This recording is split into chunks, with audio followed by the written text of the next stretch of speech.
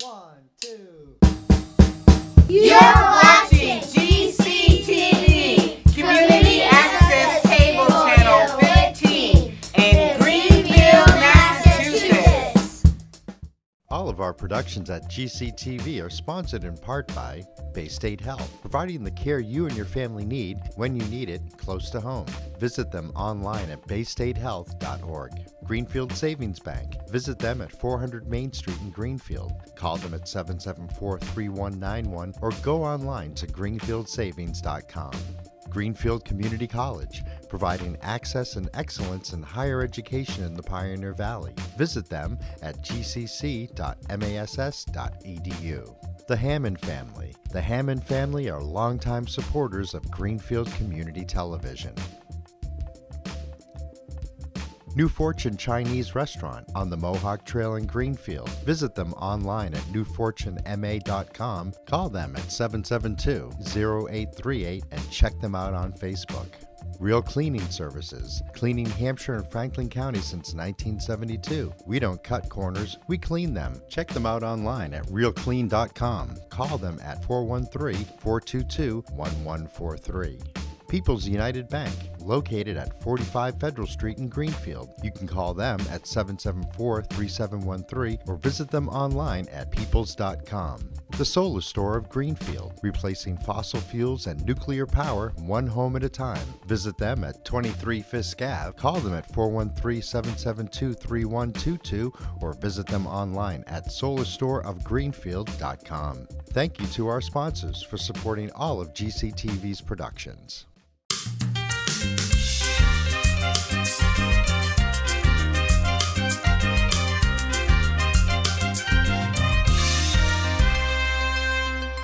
Good evening, everyone. Welcome to the Ways and Means Committee meeting of April 30th, 2019. I'll call this meeting to order at 6:02.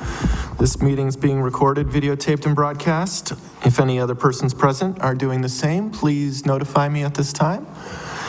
Seeing none, I will call the roll. Councilor Wheeler is present. Councilor Mayo? Here. Councilor Mass is not here yet. Councilor Dolan is not here yet. Councilor Alice? Present. We have a quorum. Let's see. We have no approval of minutes, public hearing, or motion. I'll go right into budget and capital discussion, and we're going to start out of order with GCET. So I'll invite Director John Lunt and President Tim Farrell up to the table, please.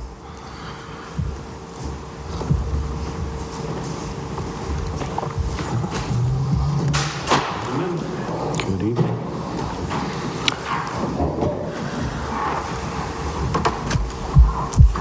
That good? Okay. Good evening. Hello. Hi. So I would invite you first off, if you'd like to give us a short summary of where things are at and what Okay. sort of, accomplishments you've made in the past year. Sure. I think it really falls into two areas for us. One is we've managed to grow the business pretty extensively. We've just about, or by the end of the year, we'll just about triple our revenues. And we did that at the same time that we lowered our operating costs by about 40 to 45%. We did that by just really looking at how we went about doing all the things that GCET does. There were 15 people employed at GCET. We let 7 people go. We really concentrated on taking jobs and taking functions, and where we could, splitting them amongst people that were already working there. That seemed to work out pretty well. We're getting very close to 80% coverage, which means we're getting very close to covering the core of Greenfield, where 80% of the people live. And we, by the end of the year, in fact, we'll do it next month, we'll pass 1,000 customers, so we'll do a little earlier than we thought we would, which is a real milestone for us. We have just begun expanding outside the core areas of Greenfield. We've begun out on Thayer Road, and we'll also be moving into South Greenfield and North on a couple of different roads starting this fall. And finally, we introduced TV service last month, which has proven to be very successful. And I think most importantly, we've saved a lot of money for customers who have switched over to GCET. In the upcoming year, we still have fairly aggressive growth goals, although not as aggressive as last year. We are getting closer. We do feel this year we will be able to break even and not add anything to the tax levy, and we anticipate doing that next year as well. We will need to continue to develop TV service, add more coverage, work on some additional revenue streams, and sign up more customers. So. Great. Yeah, President Farrell? I think just to add, to play on that and to accentuate the fact that when you're looking at any budget, whether it be in the private sector or the public sector, but this budget and this operation, while a public organization, does run a little bit differently than most departments in Greenfield. But when looking at the bottom line of any organization and the success of any organization financially, there's two ways to help your bottom line, and that is to decrease expenses and increase revenue. It's very difficult, and anyone knows in the private sector, to do both, and to do both at a significant level.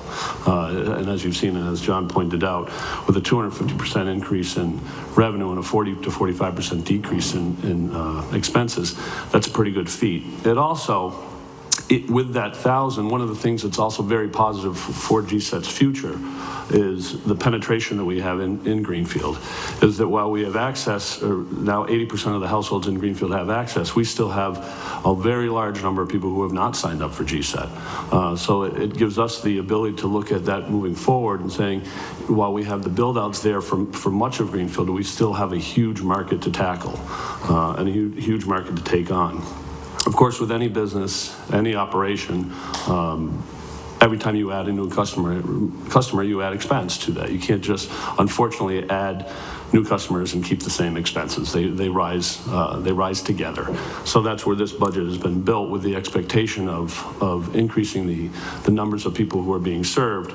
But again, in order to do that, you have to be able to build out the infrastructure more. You have to have staff to service it.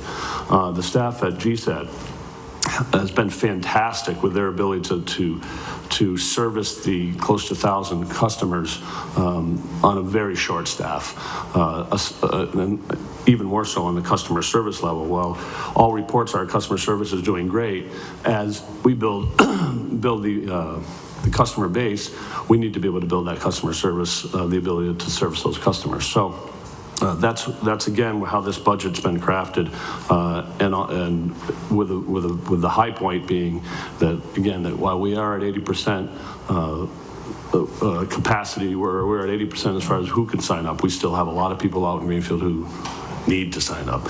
And then we point to that $250,000 in savings. I think on average, most people are saving close to $1,000 a piece, which is a home run for any taxpayer and citizen in Greenfield, both as a property owner or as a renter. The only thing I would add to that is one of the things that we've found most encouraging is even in areas where we've been lit for a long time, we still have a good, steady increase in customers. We don't just get one sort of early adopter wave and then it drops to nothing.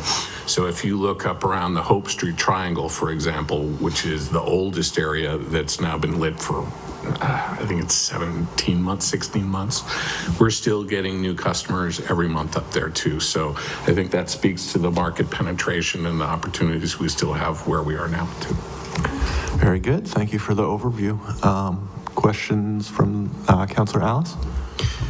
Did you manage to get us a year-to-date expense? Yeah, I sent it at 3 o'clock today. Yeah, it did. I have not seen it. Okay. I will. Right. I didn't see the request till this morning. So. No. And I didn't request it till last night. Yeah. So because I saw that it was not in the budget. No, you had asked me. So Munis, I sent it, and you're copied on the email too. Okay. Well, then I must have missed it. That's fine. I just didn't see it. I'll review that, thank you. Sure. I have some other questions. Yeah, Councilor Can Haas. you tell me, under salary and wages full-time, the amended budget this year was 79,000 and it's going to 35,000? Is that a reduction in staff, or what is that? No. What does that indicate? There are a couple of places here, it's a good question. We're trying to make sure that we can put things in the right place, because it was our feeling that things weren't necessarily in the right place. You may recall the first budget, we didn't really have a lot of time to put that together, so we kept going. Salary and wages full-time now reflects portions of different people between, for example, sales and marketing and salary and wages full-time. I'm in there. Our customer service representative is in there. Some of those wages will be paid by grant too, so it doesn't reflect a decline. The decline in customer, the last lowering of personnel we had was last October, where we replaced our outside plant manager by upping the responsibilities of our fiber technicians and our operations manager, and not replacing that person. So what we're seeing in our budget book does not reflect grant funds that are used to, No, that's how we're supposed to put it in. okay, and the grant funds are not reflected in the total enterprise fund then either? No, because that's how we were told to put it. I can tell you what it is. It's the CDBG funding that we, it is $199,000, and it is spread over a number of different line items. I have a question from Councilor Dolan, and I'll come back to you, Councilor. It just takes a minute. So in terms of the staffing, neither the reduction from the FY19 amended to the FY20 request, nor the reduction from the FY20 request to the FY20 budget that we got actually represents a reduction in staffing. There is no, you said October No, the of last reduction in staffing happened in October of last year. That was the 7th person to be let go. Yeah. Since then, we've been operating with a staff of 8, and it's pretty hard to imagine that we could cut it any more than that. But the last one, it's been at least 6 or 7 months ago now. The overall salaries will go up just because some people have moved up into different jobs. I think it increases $14,000 over last year. Councilor Mass. There we go. The first time. Well, for a Takes a second. minute. Okay. I have a few questions, if that's okay. The $199,000 for community development block grant funds, that was for this past year or this coming year? Well, it works in a different cycle than the fiscal years. This was money that we had requested last year. We weren't able to even start using it until January of this year. And we have all of calendar year 19 to use it. Okay, I guess my question is, are you anticipating receiving additional community development block grant funds? Yes, not as much in the upcoming year. And what's been budgeted for with that? For next year's CDBG, I think it's 150. And what are you going to use that on? The same things we're using it on now. We use it to support engineering and development, particularly in low and mod income areas.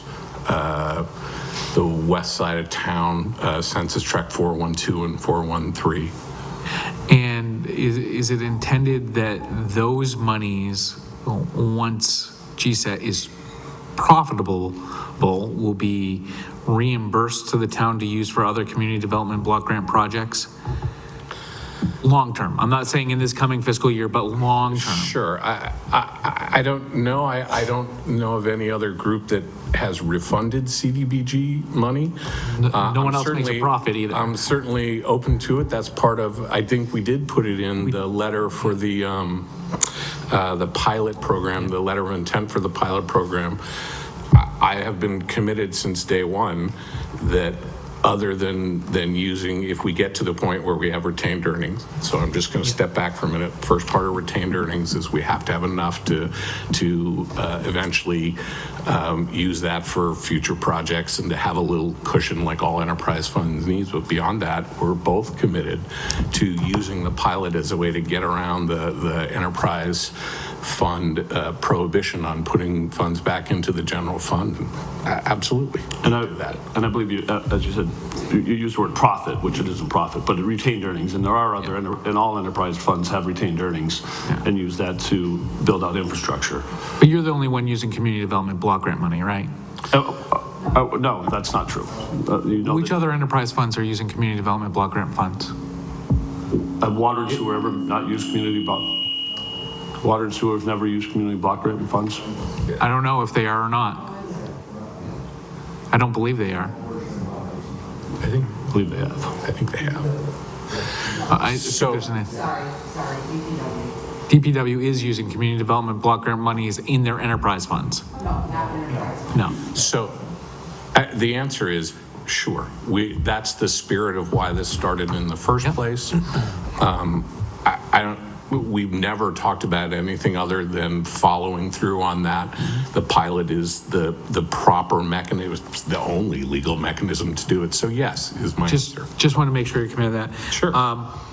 Can you explain, I just want to make sure I understand this. The second, below the total, the interfund transfer, what does that figure represent? The 121,650? Yeah. It's healthcare. And is that being appropriated? What does that mean by interfund transfer? That's being paid out of the enterprise fund into the general fund for the purpose of paying the healthcare costs of GCET. Is that correct? Yes, Liz could probably tell you the absolute. Liz is on her way. Let's let Director Gilman speak to this. Hi, how are you? So yes, there's interfund transfers that you'll see on the recap sheet that's in the budget book. Some for sewer, some for water, and some for GCET. So this 121 comes from the GCET Enterprise Fund and is paid towards paying health insurance costs for GCET. No, it's a revenue line in the general fund. It's a little different. I'll give you an example. That's what I'm trying to figure out. FHTEC is totally separate, and they do reimburse the health insurance line specifically. Okay. These funds do not, because they need, DOR regulates that these need to be interfund transfers so that it's recorded as revenue on the general fund side. One of the reasons for that is you can't appropriate something twice. So in other words, you budget for it in the general fund, and you can't also appropriate it in the enterprise, so it's done as an interfund transfer. So I know it's confusing, and I'm trying to... So just let me make sure I understand. You're going to pay for a portion of the indirect costs of GCET out of the enterprise fund, correct? That is correct. Okay, and we appropriate for it on the general fund side, but we pay for it out of the enterprise fund. Yeah. Right, and Does the 121,650, which indirect costs does that represent? Is that just health insurance? health, life, Medicare, Are there other indirect costs which aren't being paid? yes. What are those? There's a general administrative indirect that you can charge, as well as retirement. So Retirement's listed separately, though. There's a separate indirect cost interfund transfer for retirement? So in what I sent you, we show it in our general and administrative fund. In the last year, we paid, Can you tell me what line item within page 149 that comes out of? general and admin expenses. So you're paying directly your retirement funds. That's not being appropriated on the town side. In last year, yes. This year it is not. I'm going to be, Okay, so retirement for this Or I mean current year 20. is being paid for GCET, is being paid for on the town side, as proposed, is being paid for by the town side without an interdepartmental transfer. No, that's not no, retirement. in the 20 budget, it is In not this the same. upcoming proposed In budget. the upcoming proposed budget. No, there is money in this budget to pay. She's talking about the mechanism on how it moves back and forth as a transfer or showing up as revenue. Well, I'm We concerned are with the budgeted mechanism. To pay, it's about $180,000 Out of, retirement, and- out of GCET that will. out of the revolving fund, or out of the enterprise fund? Not revolving. Out of the enterprise fund. The revenue that comes into the enterprise fund, yes. And So- we did it last year. But it's not included in the indirect costs? It is not because he paid it directly to the retirement board. Right. And that's the what you current intend to year. do this year as well? No, that's what we intended to do last year. She has said she would like to do it differently. And again, it's just the mechanism of how we pay it. I don't, Last year you paid it directly? yes. How are you paying it this coming year? My understanding, you want to answer that? I do, because this is getting really confusing. Can I take you back for a moment for when you voted for GCET to be an enterprise fund? My Counselor question Mass, is, Counselor It Mass, is- excuse me, it is- I'm chairing It is this important meeting. to follow this. I'm not trying to. You have the floor, Director Gilman. When you voted for GCET to move from an MLP to an enterprise was towards the end of FY18. You also voted for the, any revenue and assets associated with the MLP to transfer to the enterprise fund. That was another vote that was done. Now, it turns out that because of that, GCET cannot access these assets for an entire another year, just because of the process. And I've worked on this with the Division of Local Services. So because of that, GCET does not have, I'm not positive in the budget that they will have available to pay this retirement. So it is, if they can pay it, they will pay it, but I will be straight up front with you, it is, this particular year, it is in the general fund. Very good. I'll take questions from other counselors at this time. Counselors, point of order. No. You will wait to be recognized before speaking. Can I, it's hard not to get, and John does intend to pay it, but it is questionable on how the revenues come in, and I have to present to you a balanced budget that will be approved by the Division of Local Services. Would you like to speak to that, John? So what we're talking about is timing of funds transferring in because of DOR. The intent is, and there is the revenue there for monies that were generated by the operations of GCET to pay for the retirement. There's no intention from anybody to try to not pay that. The mechanism of it is a little ridiculously confusing. But what's important to remember is we have identified it. We have revenues. We have a plan that we were able to do this year that we will do again next year. So let's not get caught up in whether it's paid directly Right. or indirectly. The point is that we'll be paying it from GCET revenues to the retirement assessment as we're supposed to. So I will actually have to wait to access those funds. I actually have to wait till 19 ends and those funds get certified. So on this budget, I cannot say, oh, we'll use those funds. Does that make sense? Counselor Dolan? So moving on from that, one question, a quick question for Counselor Director Gilman. It does concern me a little bit that there's kind of invisible CDBG money going on in this budget. Do we get an accounting of how CDBG money is spent at any point during the year? And when can we expect that? Just in terms of general fiscal oversight, it's not like I would challenge it. I'm thinking that maybe we can do some type of presentation on all our major funds. But it really is, CDBG funds, need to stay in CDBG. So even if they're supporting GCET, they have to stay in CDBG. Again, if I had this discussion with Division of Local Services, special revenues are special revenues, grants are grants. So it needs to be, having worked on the school side, occasionally you can show all funds. And yes, I would like to get to that point. So in other words, you would see GCET and you would say, they have this coming from their enterprise operations.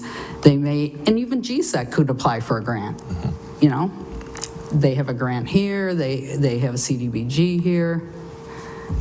Yeah, to be clear, MJ Adams does hold a hearing every year on which CDBG funds are administered, where they're allocated. These are federally administered funds. It's not as if we can send them anywhere. I know that as a precinct counselor, I get asked about how GCET rollout is prioritized, and my assumption is generally that neighborhoods are lit up based upon the number of people who sign up ahead of time, and, combined with, how much it might cost to roll it out in a certain neighborhood. And so this was new to me to learn that the CDBG funds do go directly towards lighting up some of these neighborhoods that might take longer to get rolled out to. And so that's important to me. They're specifically for low and moderate income use. They have to have a certain percentage to be able to use them, and it's an infrastructure program, just like others. It also is, the way CDBG works, we're not allowed to show it as revenue, so we have to show it as a reduction in expense. Yeah. Councillor Mass. Returning to retirement, how much is that retirement that's being paid out of the general fund that's attributable to GCET? 159,000, and the funds we are waiting to be certified are 151. So you can, okay. And are there OPEB liabilities for GCET? There would be for any department. And have you calculated those? We're in the process, we're in the process of doing 18s. 19s is the first year that GCET would be a separate enterprise, so it would be on the following valuation done by the actuary. And we haven't, I know we're not funding OPEB on an ongoing basis as we accrue. Is there any appropriation on town side or in the enterprise fund for OPEB? No. Are there any other indirect costs which are not included in the transfer other than retirement? Again, I spoke of an overall administrative charge that I feel all enterprises should be paying. Even water and sewer pays some, but probably not to the full extent that they should, to reimburse for, say, accounting's time, treasurer's time, that sort of thing. Is that being done in the other enterprise funds in this budget? Water and sewer, yes, to some extent. And it's not been a full-blown analysis. Now, water and sewer have a department head that's a town-side department head. Is that the administrative costs, or are you talking the accounting function and the treasurer-collector function? Accounting, treasurer, usually they throw in things like postage, that all the checks and things go out through, things that support all the operations. Does the Board of GCET and the director agree that those indirect costs are attributable to GCET? I would say that we don't use those costs in the same way that other people do. We do all our own HR. We do get support from HR, and I have nothing but good things to say about Townside HR, but when we do job searches, we do them. So I think it's unclear as to what we should be doing and shouldn't be. I think that's something for us to discuss, and we've begun those discussions, but under 164, there's certain things that we need to be doing for ourselves, so I don't think you can just apply the same formula that you apply for other departments, other enterprise funds to us, pardon me. Councillor Dolan? This question is for Director Lunt. In addition to reducing the budget, it appears that the mayor has also reduced the revenue prediction. Is that something that you agree with or disagree with? Like, what's the real projected revenue? The issue here is the Department of Revenue. Yeah. And what they're willing to recognize as revenue and what they're not willing to recognize as revenue. This is a statewide problem for MLPs where DOR does not have the processes in place to properly recognize what growth means and what revenue growth means. So they have a conservative approach to it, and I agreed to it because I want to work in conjunction with the town. We have been talking, the Director Gilman and I, primarily Director Gilman has been talking to DOR, and I think we will be just fine. I think we have to sit down and talk with them. And this was an issue last year. It's an issue, the general counsel for GCET also works with other MLPs, and it's an issue for MLPs all across the state, But we can understand that the 1.2 million in revenue that's projected in the mayor's budget is the absolute conservative end. I believe so, yes. And there is a potential to go above and beyond Yes, that. there is. Councillor Alice? To follow up on that, because I had some questions about this as well. Sure. Of the 775, because I didn't see the email that you sent, the 775,000 that was your budget for FY19, on the revenue side where the budget was set based on that number as revenue, where are you to date with revenue? Right now we're at about $500,000, and we've had quite a bit of growth in the last month, and that's subscriber growth, so it'll go forward. So we won't quite get to the 775, but we also won't spend that much either. So we'll live within our means. So my next question is, under FY20 goals, increase revenues by 250%. That 250% is of what number? The 775 No, or it's more like 600 to 650. okay. So I guess I'm going to have to go through these numbers because it seems, I mean, it's the 1,236,493 is basically a 60% increase in the budget, or is an increase in the revenue as budgeted to create the enterprise fund budget Over the 775? over the 775. Right, and so my point is, that was the budget that DOR pretty much came back and mandated. Seems like they're pretty close though, right? Yes, we'll come a little bit under in revenue. So when we say 250, it's from what we anticipate actual year-end revenues to be. So it's approximately, so of this, if it was the 775, it would be 1,937,000. Yeah, that's not what we're going to. And that's It'd be great, so- but we're not going to. But it says that your goal is to increase by 250, so that would be the 1 million if it was 775. So what you're saying is that you're really looking at something more like 1.7 million, given the $600,000 number? What number did you use to take the $600,000. So you want to go 250% over the Yeah, it's about $600,000? $1.5 million. is what our goal is.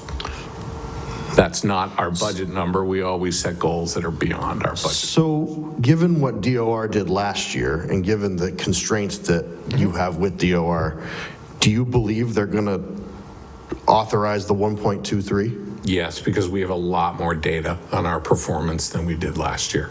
Last year was, our best effort. I think it's reflected in the $1,255,000 budget. I think we had 10 days to put that together last year. We've learned a lot about what's realistic for us in terms of hitting our numbers. We've increased the business every single month. And so now we can show trends. We've increased our ARPU with the addition of TV. So I'm feeling comfortable that I can make a very strong case. And I remember that you told us what the ARPU was, but I forgot the number. Can you tell me again? The original ARPU for just internet was 47, and it's going to increase by, it's still a little early. I don't want to give you, you get early adopters and then you settle down into a more regular uptake pattern. It'll be over 50% at least. So you're thinking $90-ish? Somewhere in between $75 and $100. Okay, thank you. Councilor Mass. Thank you. First, let me say, I'm actually very pleased with GCET and the progress that you're making. It's slow, steady, ongoing progress in the right direction. And so my questions are really, because this is so complicated, I'm just trying to understand it. And I know if I'm having trouble understanding it, as paying as much attention as I have, people in the community will have some difficulty too. Going back to the interfund transfer funds, that's for health, life, and medical. What was represented to us when we had about fixed costs for the town overall is that we dramatically underfunded those last year. Is that also true of this department? I don't. Last year, the $100,000 that was appropriated last year. Not as drastically as in water and sewer. How much short were they for health, life, and medical in GCET for last year? It was budgeted at basically 100,000. Yeah. Even. And what were the actual costs? Well, that's for this 19's budget. Yeah. Okay. Well, we're not quite through 19, but it'll be closer to what the 115. Yeah. 115,000? Yeah, approximately. Approximately. Again, in this budget, at the time, I'm figuring a 3.5 on health insurance. I just wanted to figure out what that difference was. Are you anticipating once you become cash flow positive, maybe that's the better term, to reimburse the shortages from prior years on indirect costs? Yes, that's the whole point of GCET, is to become a revenue provider for the town. I take that back. That's not the whole point. The original point is to provide service and provide it well, and provide it at a fair price. So some of those retained earnings might go towards lowering customer rates. That's up to the board. That's not up to me. But some is certainly intended. I'll let the chairman speak for himself. My understanding from the beginning has been that one of the goals of GCET, once it gets to be cash flow positive, is we can start by reimbursing, but once those funds are all reimbursed, the point of GCET is to continue to have money come into the town. And I'm very comfortable that we'll be able to do that. And I think that we've heard from other operations similar, not exactly like GCET, who are in communities where they went too quickly to the well of their to that organization to look at it as a revenue source for all departments. And again, that would be ideal. That's the ideal situation, is that we can continue with infrastructure build out, we continue upgrading our systems, have retained earnings for things that come unexpectedly, so that we don't run into scenarios that we may run into with other enterprise funds where there's not dollars to upgrade infrastructure. So yes, I think we all agreed, and I think even in the original meetings that we had when different commissioners were interviewed, is would the intent or would the desire of the board be, as a board member, be there to use the revenue from GCET to help the remainder of the community? And I would say 100% yes, that would be a great situation for us to build to. Until then, we do have the obligation to build the system out.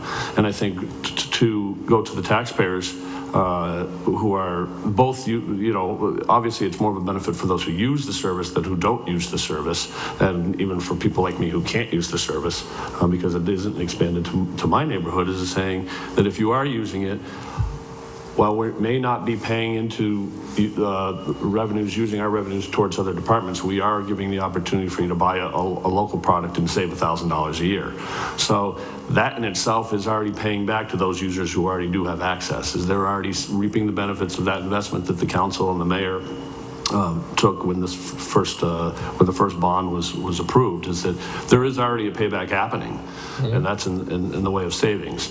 And hopefully, as we move further down the road and we have greater penetration, and more users, is that more people will take advantage of those early investments, as well as give us the ability to pay back those investments and pay what, if possible, pay back any other additional financial help that has come from taxpayers through whether it be these indirect costs or any way we see fit that can continue the service, provide the product, make sure it's a strong future for GCET, and as well as offer a benefit to the remainder of the departments in Greenfield. Thank you, President Farrell. Councilor Mass and then Councilor Alice. Thank you. Sort of just to round off this, or maybe put the dot on the I. It seems like we all have the same goal, and what I'm wondering is anyone keeping an accounting of the total amount of indirect costs, whether that be community development block grant money, retirement assets, underfunded health insurance paid by the town that hasn't been able to come in? Are we keeping an accounting of everything from the beginning so that we can ensure that that is paid when you are, after you've got the necessary retained earnings for expansion and maintenance and be the place where you are, to be able to know that we're capturing it all? And do we have any estimate on when we will be 100% neutral? I'll let you answer. And if the answer is not right now, that's okay, but I'm just... As for the revenue piece, the intention is to fade the usage of CDBG and capital funds as GCET gets to the point where it is completely self-sufficient. Our first goal is not to add anything to the tax levy for next year. I will say, just for a moment, the group that I work with is pretty amazing, and the job of getting from where we were to not doing that is probably something I'm as proud of in my professional career as anything else. It was not easy, but we have done it. So can I tell you, what date that exactly is? It will happen over the next 12 to 24 months. In that we'll start fading out. We have made a capital request. We've made a CDBG request. We don't anticipate making any more CDBG requests after this upcoming year. We'll probably ask for one more round of capital, and basically as the revenues ramp up from the growing, we'll fade those down. We keep track. You have to keep track of CDBG. You have to keep track of retirement. You have to keep track of health. The accruals for the other thing, we could talk about that and see, but we have a good idea. Can I tell you to the penny? Probably not right now, but we certainly can. I'd also say that it's unfortunately for us because of the constraints of the budget, and that isn't anyone's fault. I'm not passing blame. That's just the way it is in every department. Those words can be spoken. Is if you look at our budget right now, our advertising budget is $3,000. So we've built out to 80% of the town now, and I don't know if I have the number exact, just off the top of my head. That's probably there's 11,000 households, and that's 1 to 4 family homes. So if you have 11,000, there's 8,000 people out there that can still sign up, and if they signed up tomorrow, well, don't all call tomorrow, because then we'd have a problem because we don't have enough staff. But if they signed up over the next 6 to 8 to 12 months, we're going to get to that number and then some very quickly. Now, doing that by word of mouth and by lawn signs has been challenging. But we feel as though that and some may feel that more money is needed for advertising. But I also know that you got to have the staff and you got to build infrastructure and you have to do all those things. And it's such a tight budget that it's difficult to do.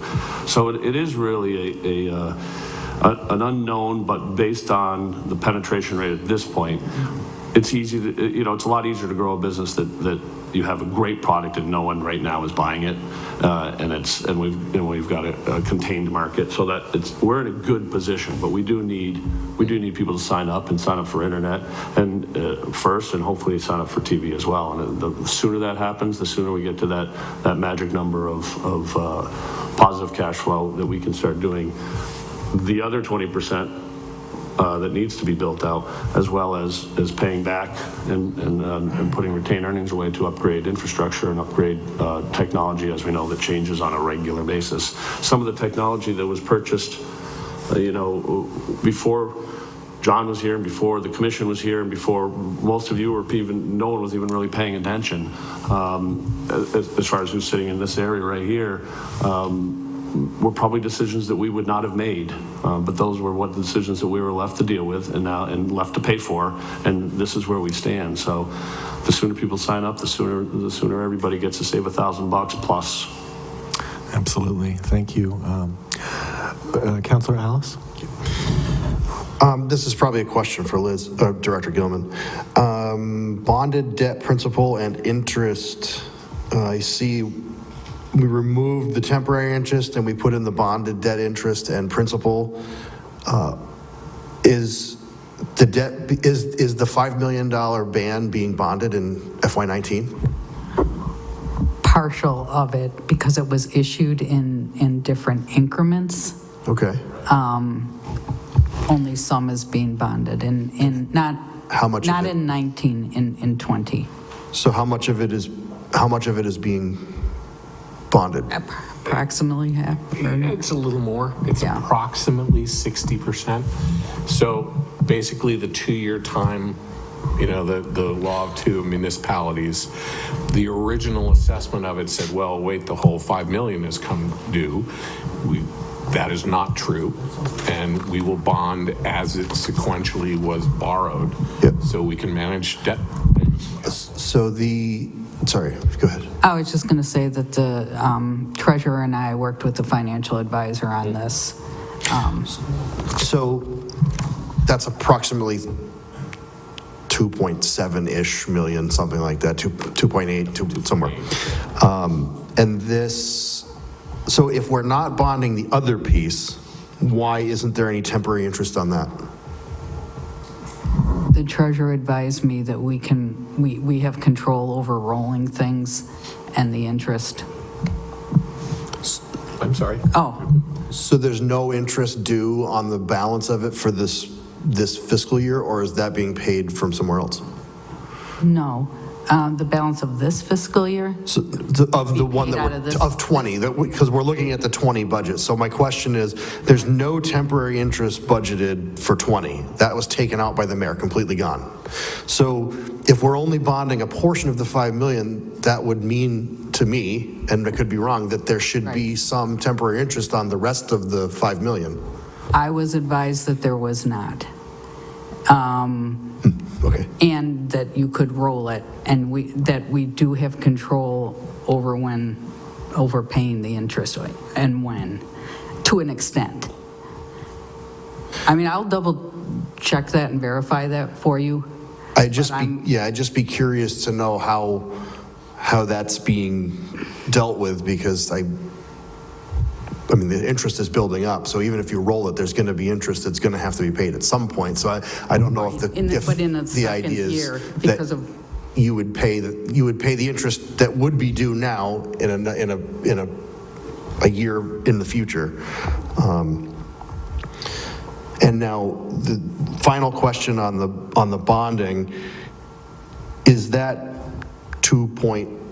six, whatever it is, that 60% of the 5 million, I was under the impression from what we were told with the financial picture numbers that we received, that was not part of the 19 bond in the whole scope of everything we were doing over time. So That's correct. it's not part of that. That's correct. But it wasn't anywhere on the sheet either. It was, Because it was only general fund only on that sheet. okay, all right, thank you. I have a question. As far as the television, was there enough information on the television rollout for that to be factored into FY20 projected revenues, or? Yes, it will be. Okay. It will be. Yeah. All right. Councilor Mass? I have what I think are my last two questions. Your GCET, your capital request of $150,000, what's the revenue source for that? Borrowing. But is that borrowing that will be paid out of the enterprise fund? Yeah. Okay. And then the second, the last question I think I have, probably is an easy question for you, I just don't know the answer to it, is you haven't appropriated anything for rent this year. So how is that? Because it's rolled into the general and admin. We're under lease through October of this year. So it's actually slightly more than last year. General admin within your line, you just eliminated that line item and included it. Put it into 5268, the line item there. And but when you get Why did you do that? Just so doesn't that give less information? Because it all shows up here.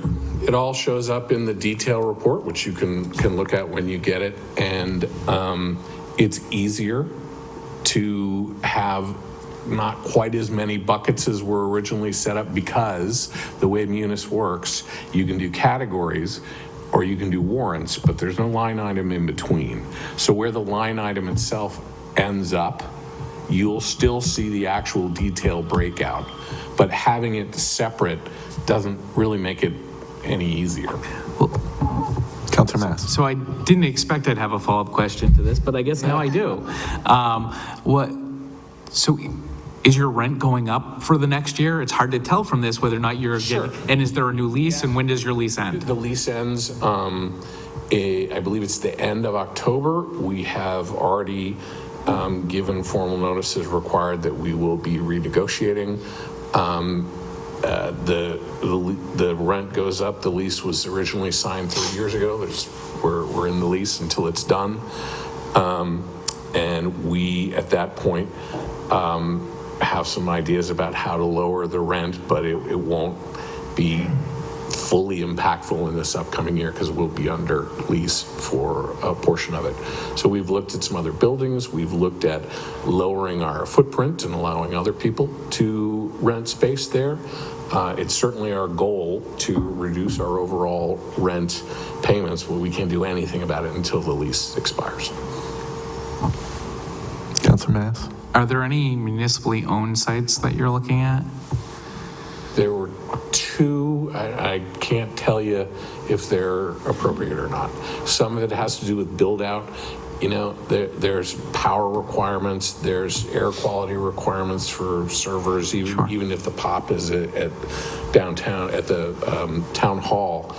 And if the build out requirements are more than the savings in rent, there's not really a lot of short-term point to doing it, and we'd have to get we've taken a few steps towards seeing what the ROI would be to do something like that.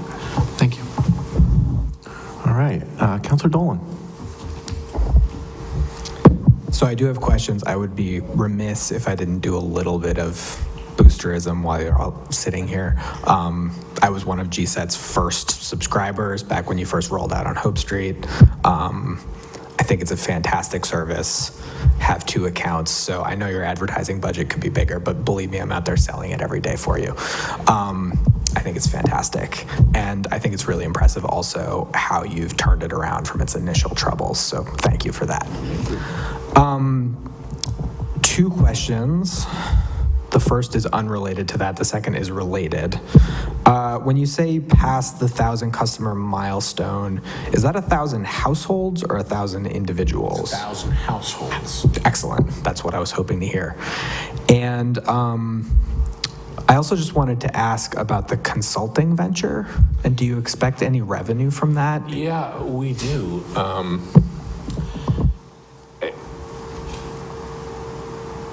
We have been contacted by quite a few municipalities.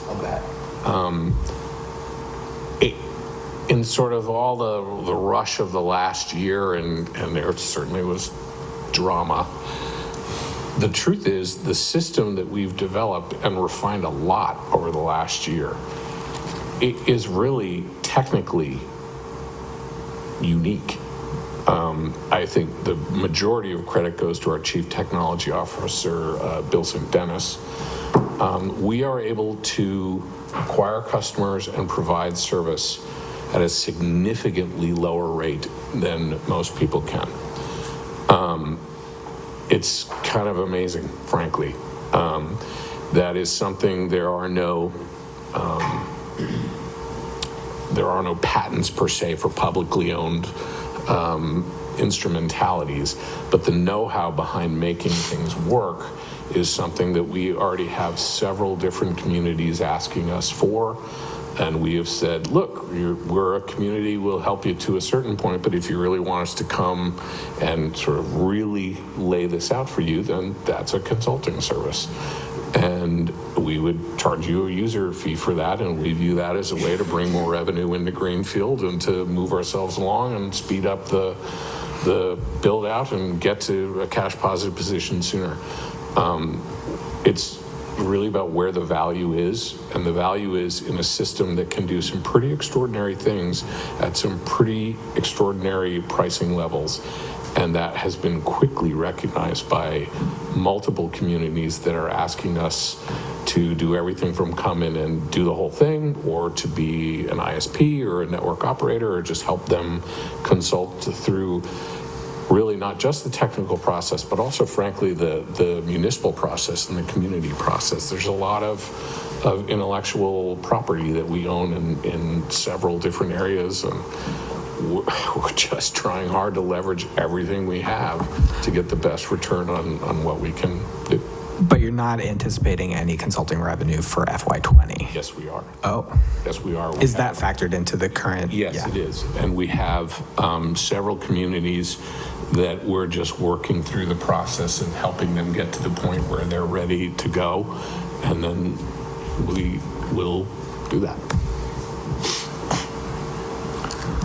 Very good. Seeing no further questions from Council, I want to thank President Farrell and Director Lunt and Director Gilman for your time. We like what you're doing. Thank you. I'm going to recess for 2 minutes so I can use the restroom, and then we're going to talk about DPW. So I want to invite Director Marlo Warner and Deputy Director Paul Raskowitz to the table at this time.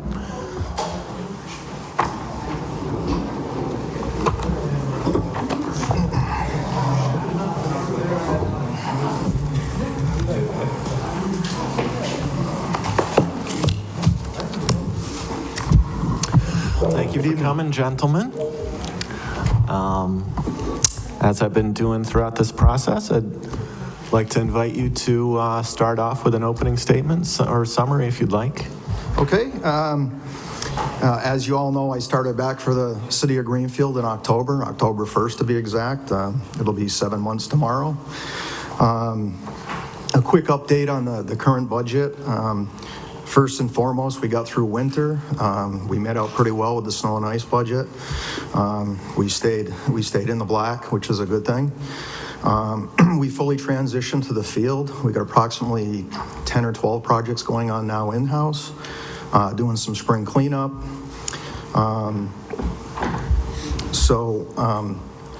Back in October, I started looking at the budget in the capital, the existing the 5-year capital plan.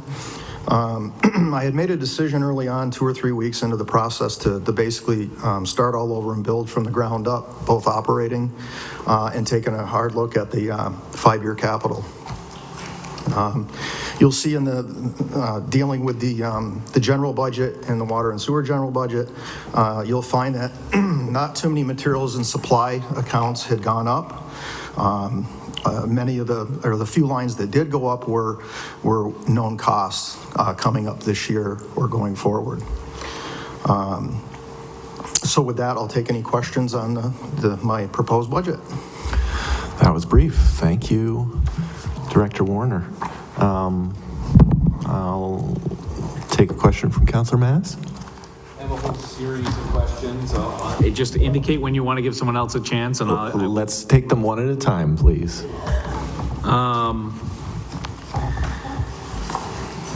On page 112 of the budget book, we are going from $3,000 to $38,000, a $35,000 increase for engineered contracting services. Can you tell us what that is and why we're doing that? Sure thing. We've been tasked by the Office of Dam Safety to do an emergency plans on 3 of our dams. That's a cost of $20,000, and that Tasked by who? Office of Dam Safety. We have 3 dams: Greenfield, Electric Light and Power, the Leiden Glen Dam, and Green River Pumping Station Dam. When you say tasked, is that mandatory? Yes. Can you send us that tasking so that we can see Sure that thing. we're required to do this? Yes. And I presume that this is something that the town engineer doesn't have the professional capability to do because of the nature of the work? Correct. Any type of work like this would be going out of the house, so to speak. And could this be funded through the Municipal Vulnerabilities Program if we were to go through that process and apply for a grant? I think at this point in time, the timing wouldn't make it to actually get the work done, to go through the process, to get approved for the MVP, and then to go through the process of getting the work done and submitting to Office of Dam Safety by And what's December 30th. what's the consequences if we don't get it done on time? I do not know the answer to that, but I can get it. I'd appreciate that. That was one question. We will come back to you. Other councilors, do you have questions? Councilor Dolan? We're discussing just the general budget? We are, to be clear, and it may make sense to try to go in some order here, but I will field questions on the general DPW budget, the water and sewer fund, the capital budget, trash.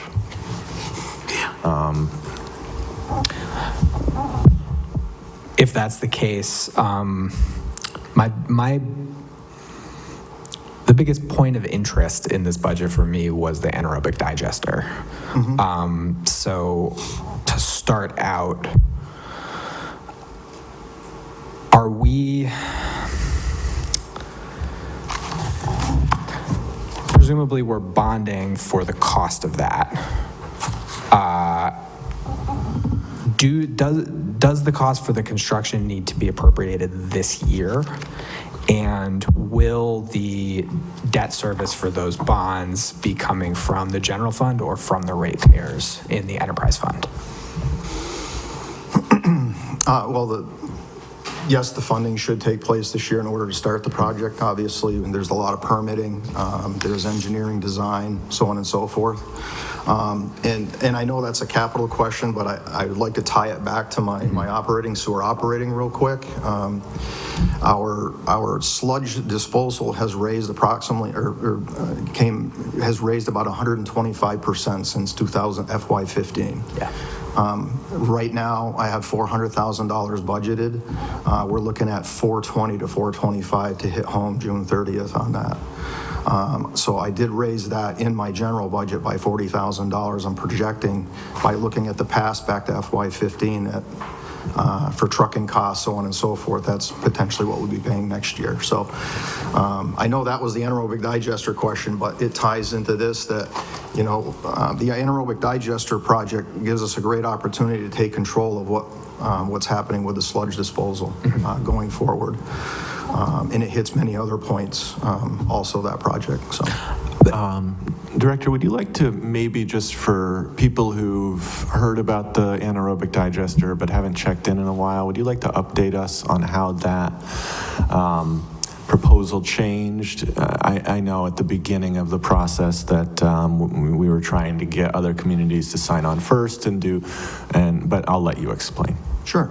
Well, when I looked at this project in October, I was following the template we had in place when I came back. So as we were going through the process and speaking with the other communities, we knew we needed to get an intermunicipal agreement done. There was grant funding involved in it for the smaller communities through USDA. So as the meetings went on and took place, it became, well, what's Greenfield going to do? What are the rest of the communities going to do? So in looking at all of these pieces coming together, I really arrived at the determination that the cart was in front of the horse on this. So I looked at it from a different aspect and say, okay, well, let's turn this around. Can we get a conceptual design and conceptual economics on going Greenfield first with the ability to expand? In other words, to have this designed to expand. And then the second part of this project would be to the intermunicipal agreement and what the other communities would pay towards expanding the system. So that kind of summarizes how that reversed. The timing of town meetings with smaller communities with select board type government, it appeared to me to be like gridlock. It was opposing forces, and we could go on for 18 months to 24 months before we get anywhere with the project. So I felt it was very important to, by looking at our operating budget, to go with getting the anaerobic digester put in place for us, or at least get going on it. Are there other questions directly related to the anaerobic digester before we take other, Councilor Dolan and then Councilor Alice?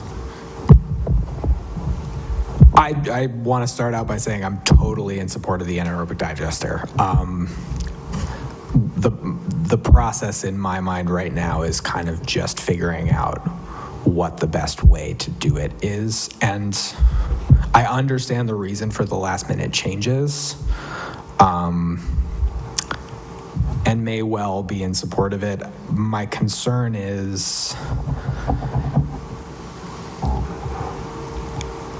have we looked into every option to make sure that this current plan that's on the table is the best in the long run? Because yeah, it's less than ideal to pay $400,000 for sledge removal next year, but if we have to do that in order to enter into a better arrangement in the long term and a more cost-effective arrangement, then maybe that's something that I would be willing to entertain, particularly with the brutal tightness of the budget this year. So do you see kind of a plan B where we put this off for a year, and what might that look like? And will it have negative effects also? Right now, we are hauling, our sludge is being hauled to Lowell. And that's where the big increases came in from FY15 moving forward. Facilities have been closing left and right. Landfills have been closing left and right. Incinerators are no longer being approved to be built. So our options to haul sludge is very limited right now.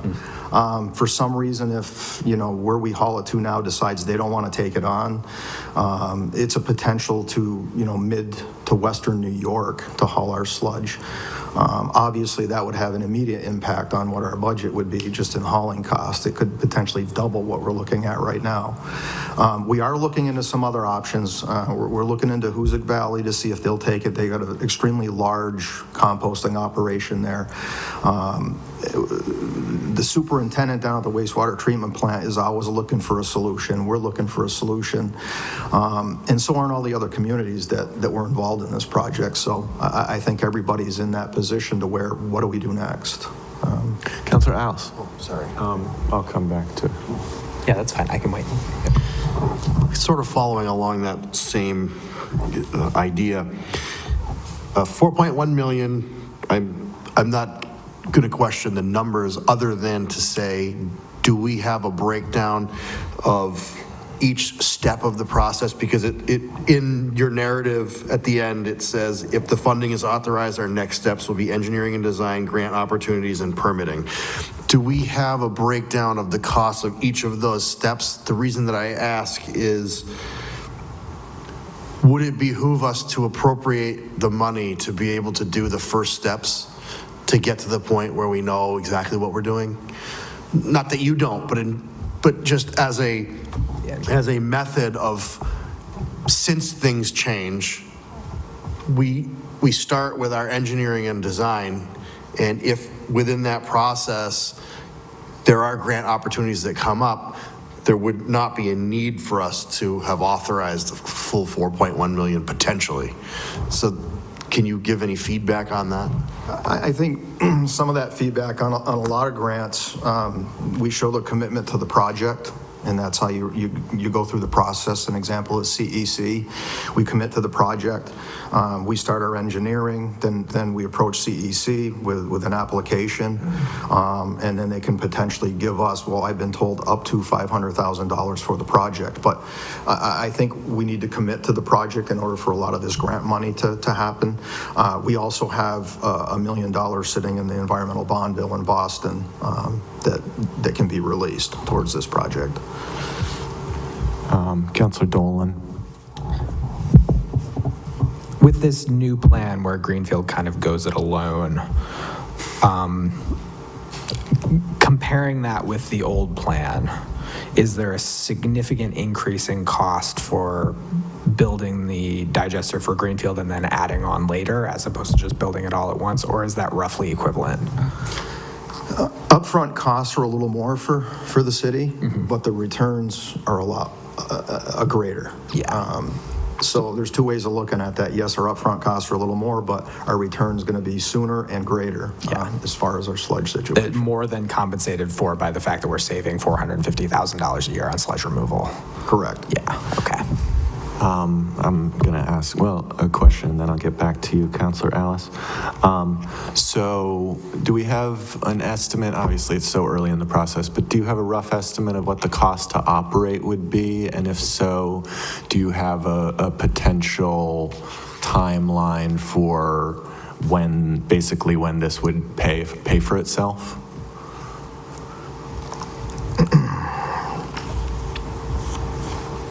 So a base case scenario now, I want to just, if I could make it clear, I had two conceptual designs, two conceptual economics done. So this is all the back end of the project. We potentially can compost our own digestate when we're done to save even more cost. So we're looking at, and these are just very rough numbers. The base case, we're going to be looking at probably saving about half of what our sludge costs are that I'm projecting this year in the first year, and that's with a 25-year debt. Again, I have all these. I can pass the information to you. I can send it to you.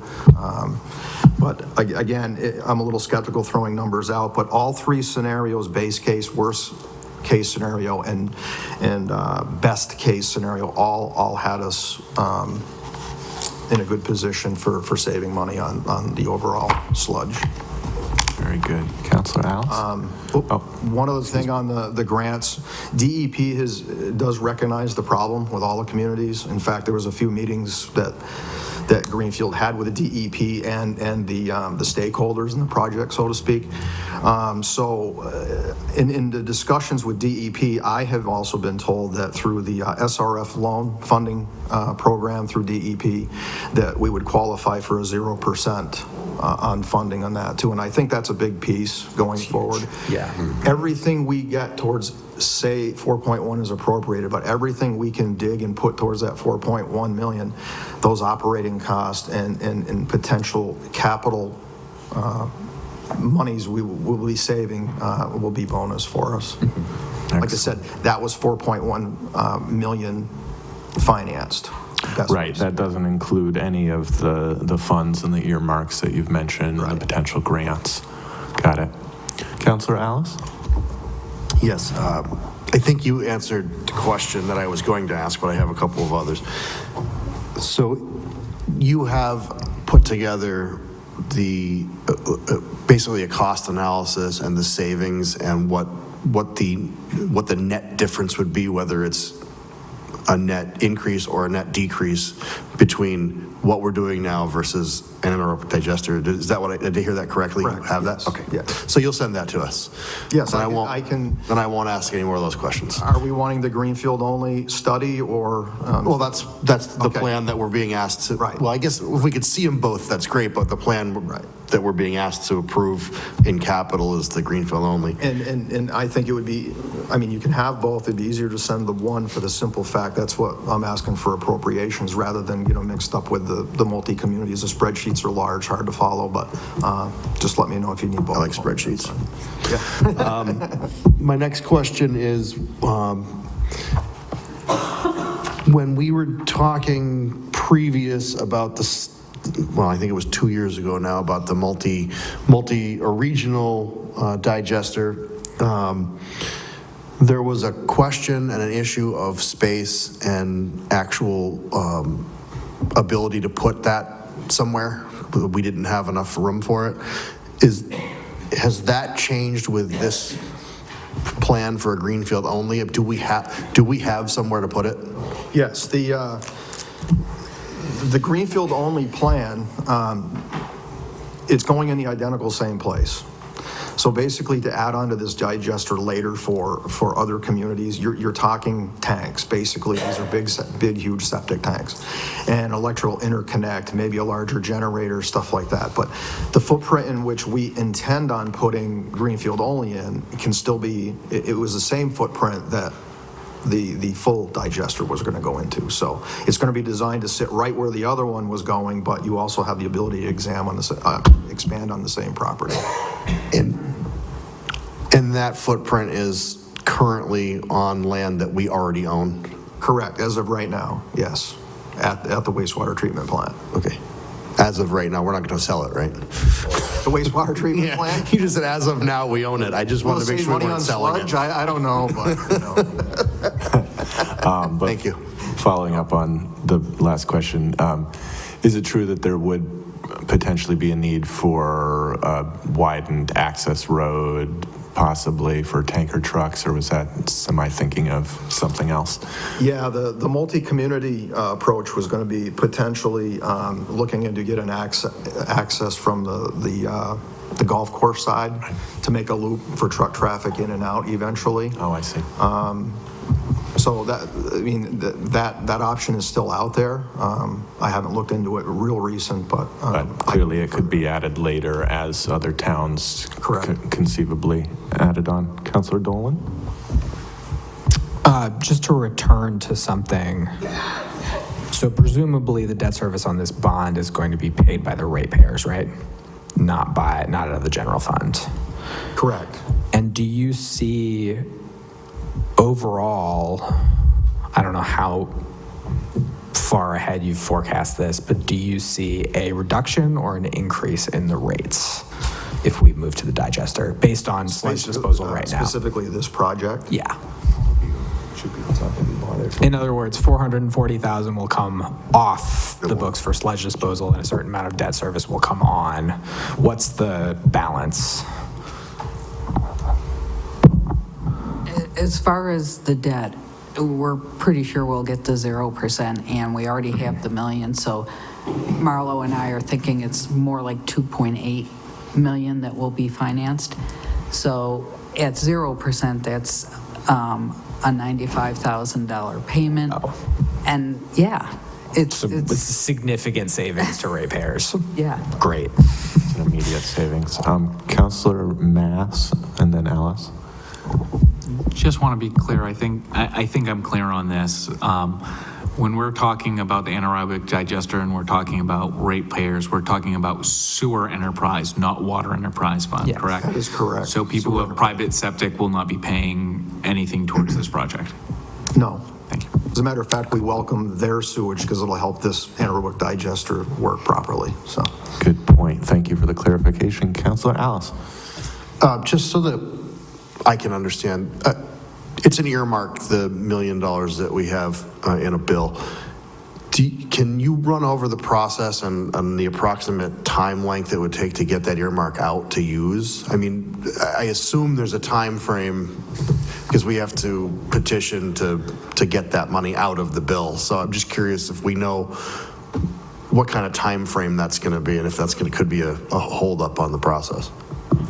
Can I refer to the mayor?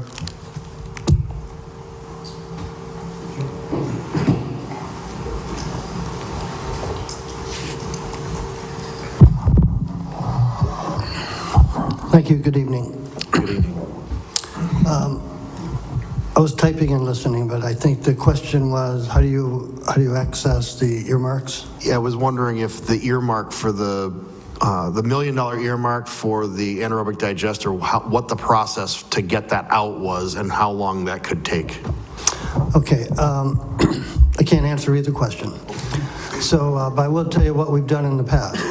So once you prepare a commitment by financial order through the city council, and then you prepare a budget for the process, or project rather, then you go to the governor and other secretariats and show the program, remind them where the earmark is, receive help from your elected senator and representative, which we've done in the past and been successful virtually every time. And in this particular case, I've had direct communication with the Commissioner of DEP, Martin Suberg, and because this is such a critical need, there's probably 3 or 4 other communities in the state thinking of going in this direction.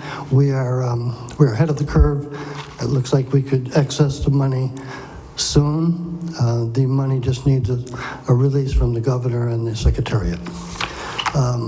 For instance, when we did the parking garage, we had a $2.5 million set aside, and when that wasn't enough, we proposed our budget and what we would do, and then through negotiations and help from the elected officials, we were able to get $7.5 million. So from another source, not necessarily that source. So what I'm saying is that because this is viewed as very critical by a couple of secretariats in the governor's office, we'll have the good opportunity to find the money within their existing sources. Thank you, Mayor Martin. Councilor Mass. Director Warner, I was a little confused or surprised, at least, by your comment that you welcome sludge from private homeowners, and so, from private septic tanks, and having a little experience with that, and my neighbors having much more, I understand that the way we do it is we call the company that's number 1 and the number 2 business, and they come out and pump us, and where it goes, that I don't care after that. Are you suggesting that you will take private sludge, and why would you take private sludge as opposed to other municipal sludge, and how would you know that it came from Greenfield residents as opposed to surrounding communities?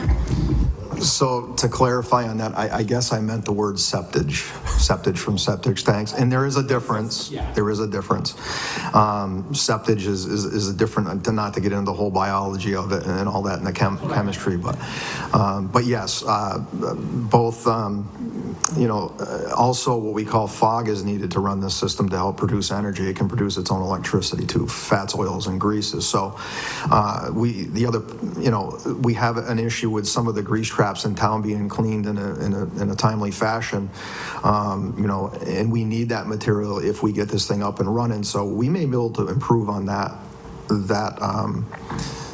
policy as well, as far as keeping the grease out of the lines. So that's just kind of a little caveat on the other end of this project.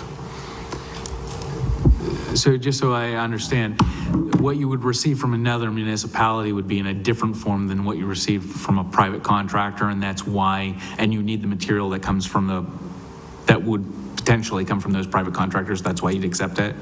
Yes, the septage is what we call good bugs to activate everything. Again, we're getting into the whole science of how the plant works, but yes. A question from Councilor Dolan. Are we planning to charge those private contractors for the septage? We do now. Great. I think we looked at that the other day. We're somewhere up around 80,000 in revenues on that. So it's between 75 and 80 for this year. So in theory, that almost covers the debt service for the digester, which is $95,000. I guess you could say in theory, but that's Yeah, running against all our debt now too. So again, we're trying to, Right. that's lowering the cost to ratepayers in a different way. Councilor Alice. So we accept it from private contractors now down to the sewage treatment plant, just goes through the regular process that we have now. Correct. And then we ship whatever's left out with the stuff that we ship out. Correct. So, I mean, I'm just thinking, and it's probably not a good thing for me to do, but I'm thinking, so obviously Councilor Mass pays for his septage to be removed from his septic tank. He pays that contractor then pays you. Are you suggesting that that's the same way it would continue to happen, or that we would provide that service to our residents? I guess I'm trying to. I guess I want to separate the two products we're talking about here. We're talking septage from a septic tank, which I have, and then we have sludge, which is the byproduct of the treatment plant. The septage is the byproduct of, say, Isaac and I's septic tanks, right? It's two different materials. The septage comes in, it actually promotes breakdown to produce more sludge in our plant, to be technical on, a little technical on how it works.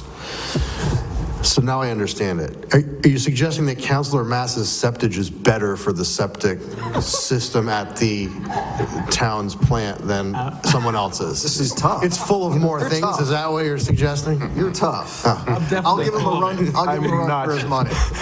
Do any councilors present wish to change the subject? Yeah, can we talk about general budget? All right. I think we've gone about as deep as we possibly can on the anaerobic digester, and deeper. Thank goodness. But if councilors insist, I'll take further questions on that. Councilor Mass? I have no more Okay. questions on that. I'm prepared to move on, but if there's someone else. Councilor Dolan? Just two very quick questions, details. So to clarify, the system will essentially remain the same. The folks in town with septic systems are not paying for this, and they'll continue to have their sludge, their septage pumped and brought to the new facility. Correct. That's for done by a charge. private contractor, They yes. they don't get access to the new service because they're not ratepayers. Correct. And that money that we receive for septage, is that factored into the sewer revenue other line? That's basically what that is? Yes. Okay. I was curious how we made money. All right, I think we'll move on. Councilor Mass?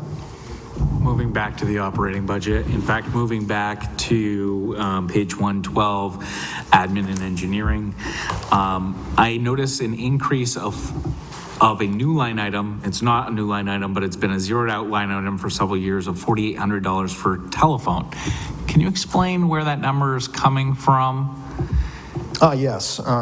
So as you know, we've moved into 189 wells, and the servers for the city are going to be situated there in the basement, Fernando and IT. Some of this cost, approximately $2,400, is to trench and install conduit and hook up to 189 wells so that we can provide GCET to the main yard building. We looked into it. It's a pretty big cost savings as opposed to what we got going on there now for our internet, television, and all that. So that's trenching conduit materials to hook up into 189 to be provided by GCET for the full yard. Very good. So just follow up on that. One follow-up. that item. So how much of that is the GSET cost Approximately 2,400. and the balance? 2,400. We're looking at, I wasn't sure where to put this in my budget, but we're also looking at, there's cell phone costs that are not covered by Fernando. There's $800 in there for cell phone replacements. And there's also some money in there to replace an old iPad we have. I guess my question, so this isn't telephone service, this is equipment. Correct. And why is the IT equipment, the IT department's equipment in the DPW budget? I'm a little confused by that. As of right now, it's what I'm trying to do here is nowhere. Fernando handles, for an example, he's paying our GCET bill, and he will pick up, it'll be part of his budget, the GCET, when we tie the rest of the yard in. No, but why aren't his cell phones in his budget? The cell phones are in his budget. It's some of the larger cell phones, it's replacement. It's basically replacement insurance for the larger phones that can get wet and get damaged in our business. It happens quite easily.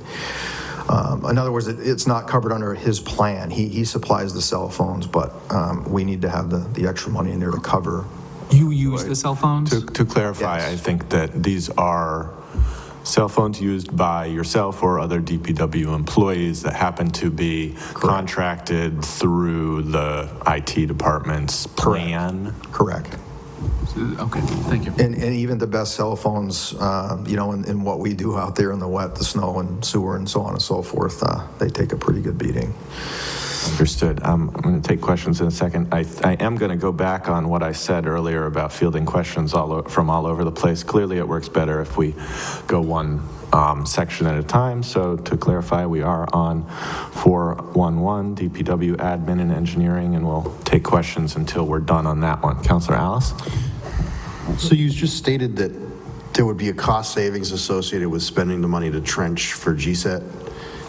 Are those cost savings cumulative, or is it a cost savings? I'm just trying to, I guess my question is, where can I see that offset in this budget?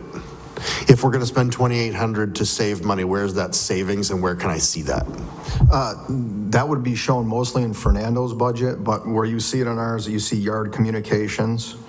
What line is that? I'm sorry. It's under DPW City Yard, next block down from where we're at. Oh, okay. 948, which has been the last couple of years, I believe it's been in deficit quite a bit. I don't have the exact number with me, but I can get it. So you're suggesting that in 19 we spent more than 948, even though that's what was budgeted? I believe so, yes. So is that line item going to then zero out, or is that line? It's going to be reduced. Say we're running at $1,100 or $1,200, which I think I'm running off memory. We're looking at $66 a month for GCET. So yard communications is like Comcast or something? That's Comcast, Comcast, which covers TV, internet, and those kinds of things. And if I may, is the assumption perhaps that the $4,800 telephone line item, that's almost more like a small capital expense and won't necessarily be at that level going forward? That is correct. Yep.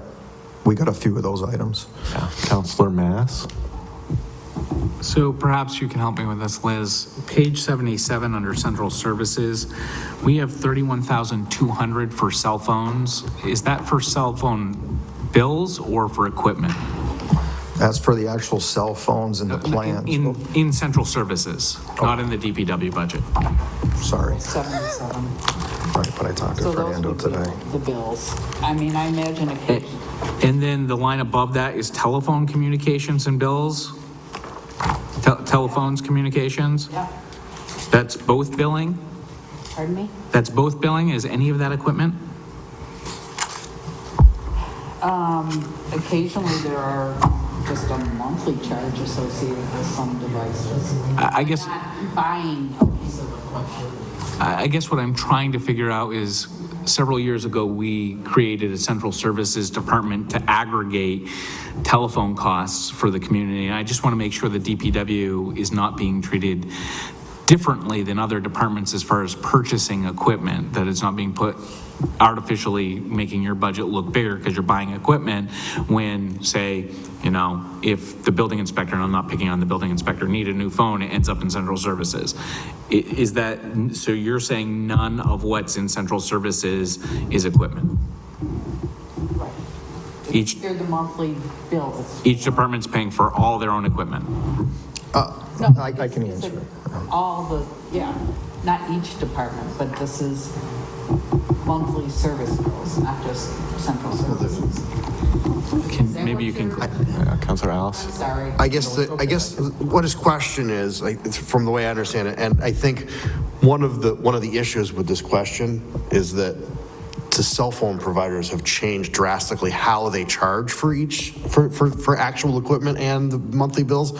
So in theory, any new phone that you buy is on the monthly bill. So I think that's where we're trying to get to what we're really. Okay. Does that sort of help clarify? Because it used to be you would buy the phone separately and you'd get the bill. Now they've intermingled them, so it's almost a lease to buy program. So I guess what we're asking is, why isn't central service taking care of everything when it comes to the phones and the bills? Well, they are handling, consolidating the phones. From what I understand, this is more getting it in place so that they can have it, because they moved. So it's a one-time to get. that's half of it for GCET, but there's another half that is 2 phones and 2 iPads, correct? Yes. Or 1 iPad at least. Right. And whether, I can't answer the fact of whether the phones they're looking at come with the plan or not. Can you look into it and get Yes. us an answer back just to make sure we're doing things consistently? Thank you. Counselor Dolan, or no? Okay. Other questions on admin and engineering or city yard? Let's see if I have any.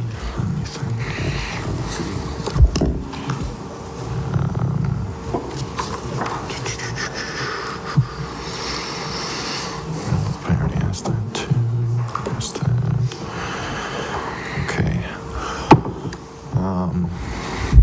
Seeing none, we may move on to highway. Counselor Dolan? Similar question to Counselor Mass's first question, line 5246, highways contracted services. Can you just explain that jump? Yes, this is a one-time expense. It's to add fencing, paving, and curbing to fulfill the planning site plan for the new 189 Well Street. That's with a cost of $18,500.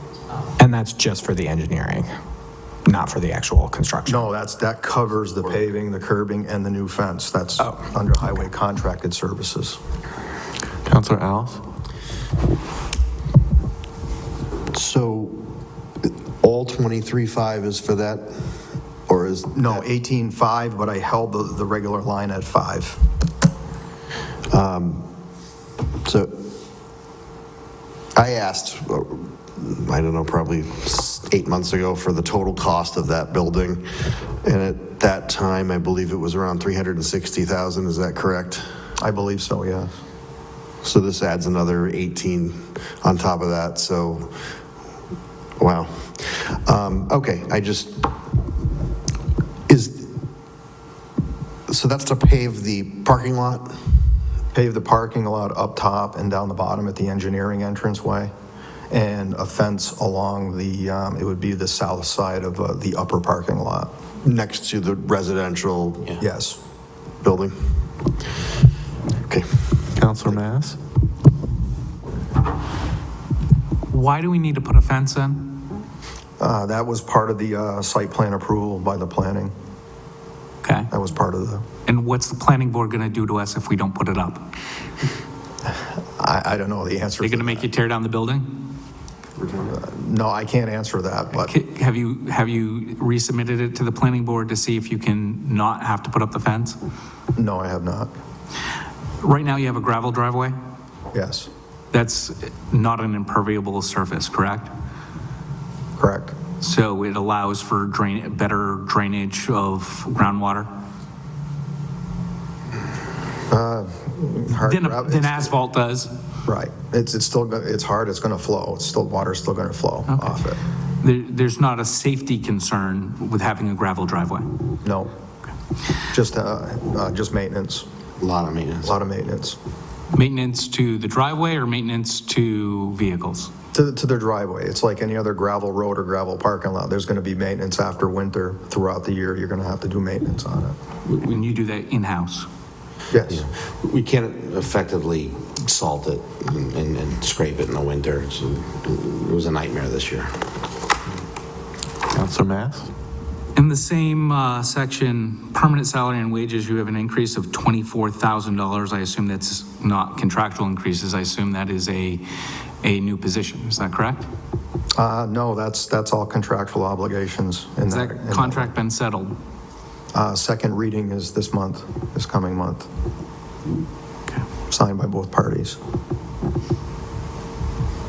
Counselor Dolan?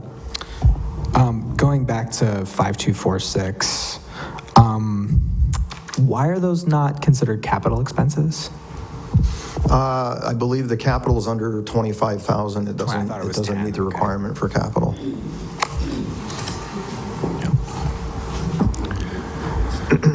Okay.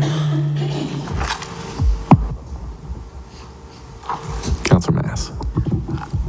Maybe I'm confused.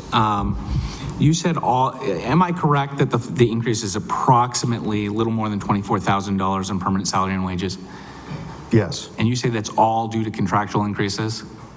yes. And so you're anticipating a contract that's been accepted that gives a overall 12% increase in salary and wages? Some of those are step raises as well.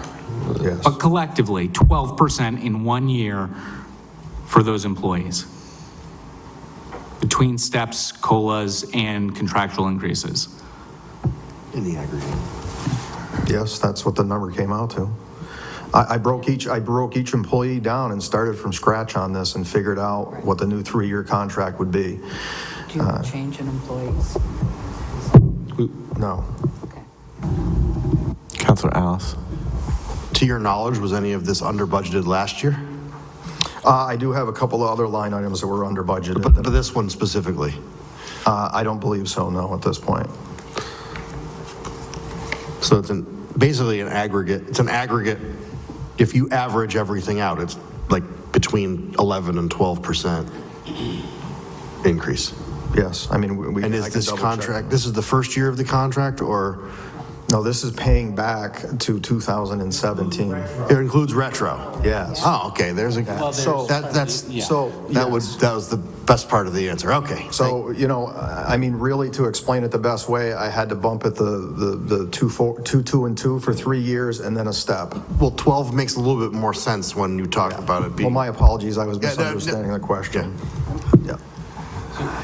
All right, very good, everyone. This is a process, and we'll get there. Let's start asking the questions. I'll move on to traffic but feel free to go back if at any point. Counselor Mass. So the $39,000 increase to permanent salary and wages in that department, similarly contractual increases with a prior year payback? Yes. Or no new positions? No new positions. For highway, right? We're back on highway? Yes, the highway, the traffic division. Oh, traffic division, no new hires, no.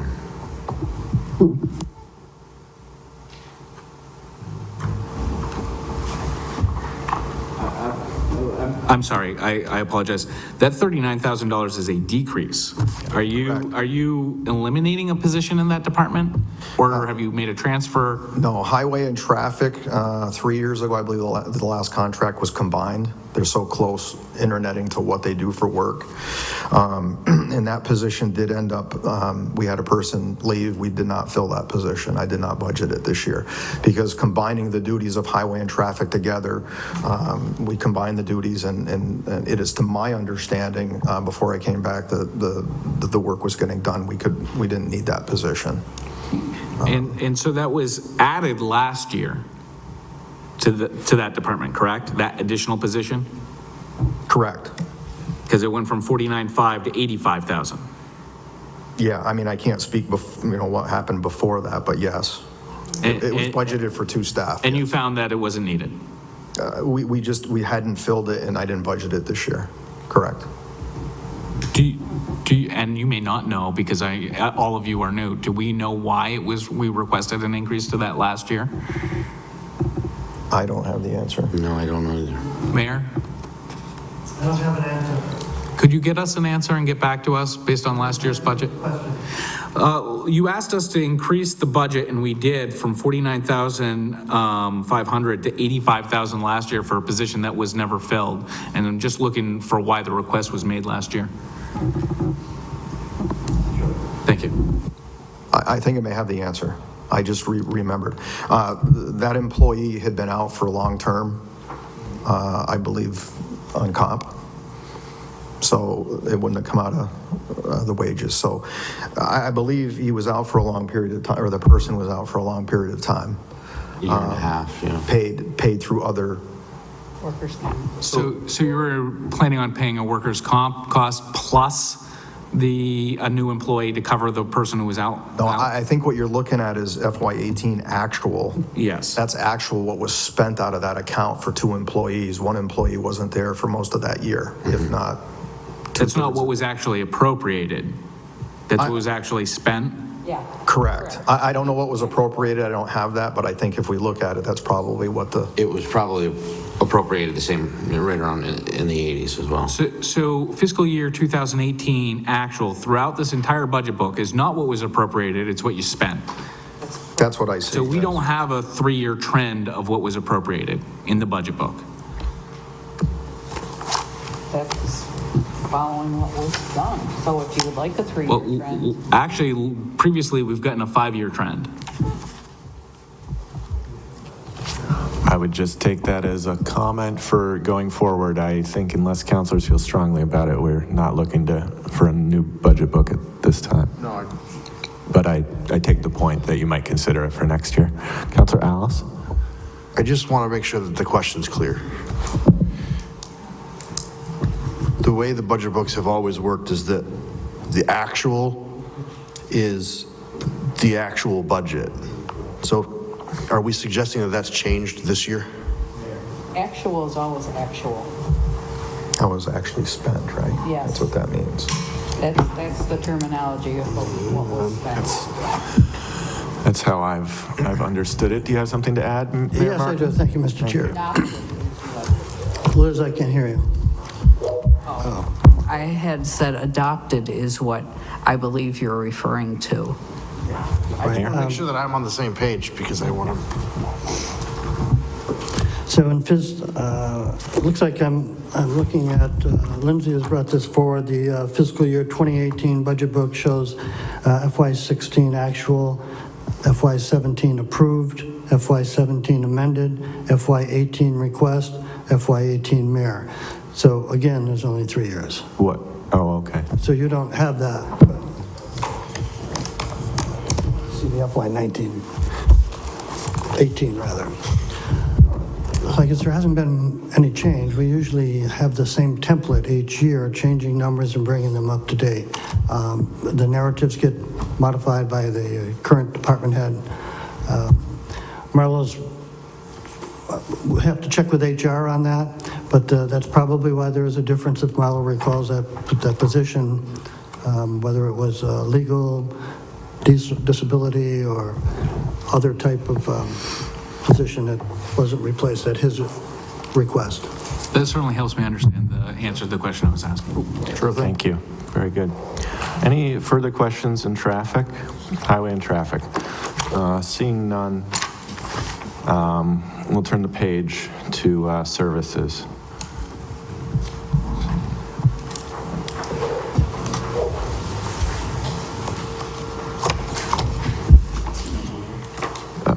Councilor Mass, sorry. Lost on the numbers. Permanent salary and wages, there's a $21,000 increase. Is that contractual increases with the payback from the prior year, or is that a new employee? No new employees here. That's again the same situation, 3-year contract catch up. And vehicle leases are reduced from $31,000 to $10,000. Can you explain that? Yes, last year, we leased three three-quarter ton pickups. I wasn't here, but that's what we got. So one vehicle would be leased to general budget, one would be leased to water, one to sewer. So last year, the $31,000 lease was leased to the general budget. That has moved on to the sewer budget this year. You'll find that reflected in there. Okay, and then the third year will be water. We own the three-quarter tons. This here is a new lease. This is, I had run it through capital. This replaces the engineering van. It's a $30,000 lease, 10 per year for 3 years. I started the same cycle here with the $10,000 engineering van. That's why that reflects that way. How many miles are in the existing engineering van? Upper 80s, 90s. It was basically a hand-me-down from FRTA, one of their minibuses. Thank you. So this is it. Councilor Dolan.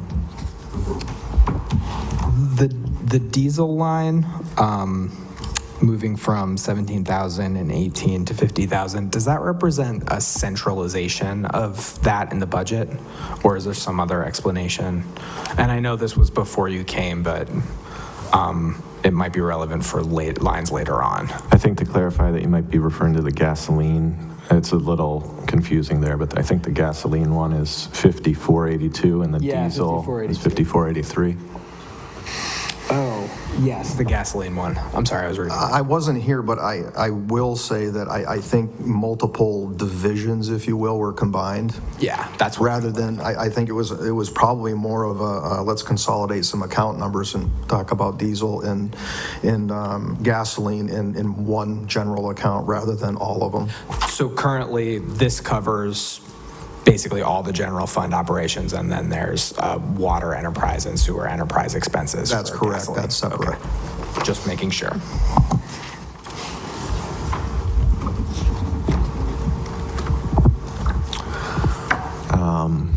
Councilor Mass. So this is sort of a broad across the board question for this department's budget. This department has one of the largest increases of any departments. And part of the reason it appears that that is happening is rather than paying for last year's wages out of contractual stabilization or another stabilization account, you're paying for it out of the operating budget. Is that correct? No. Well, you're telling me that part of the reason why these salary and wages are so high is it includes this year's plus the payback on last year. It actually, it goes back 3 years. 2 years of We will You're be doing going 2 into years of retro? We will, yes, that's where we're at. Okay, so why are you paying out of the operating budget, artificially inflating your operating budget rather than paying it out of contractual stabilization for the prior years? We are not. That is the actual wages for FY20 for the employees. That brings them up to. So it is a 12% increase for that year. Yeah. It's 10.9, but. Yeah. I had spoke about this in the budget overview for if you looked at what you had adopted in 19, many of these contracts are 3 years. And so why you vote money out of contractual stabilization, the level you're reaching is 6% plus a step. Councilor Alice? So why hasn't this happened any other year? I guess is the question. I think that's the bottom line is why hasn't this happened in the last round of contracts? Why didn't that happen then? I mean, we need to be clear because I keep hearing a different answer to the same question. Okay. So the contract that is going to should be ratified is for FY20, but also for FY19 and FY18, or at least a portion of. Is that correct? What will happen is you will ratify this contract, and the ratification will occur in FY19, and those retros will be paid out in FY19 to where they reach a much higher level, a 6% higher level than they were at the start of the year. Yeah. Counselor Mass. And if we approve this contract will be effective for fiscal year 20, and then it's no longer in force, correct? Fiscal year 21, your contract needs to be renegotiated, correct? Correct. So we're seeing a 12% hike at one time without a new contract on the horizon. So my question is, have you started negotiations for the following contract? No, that won't happen till fall or possibly early next spring.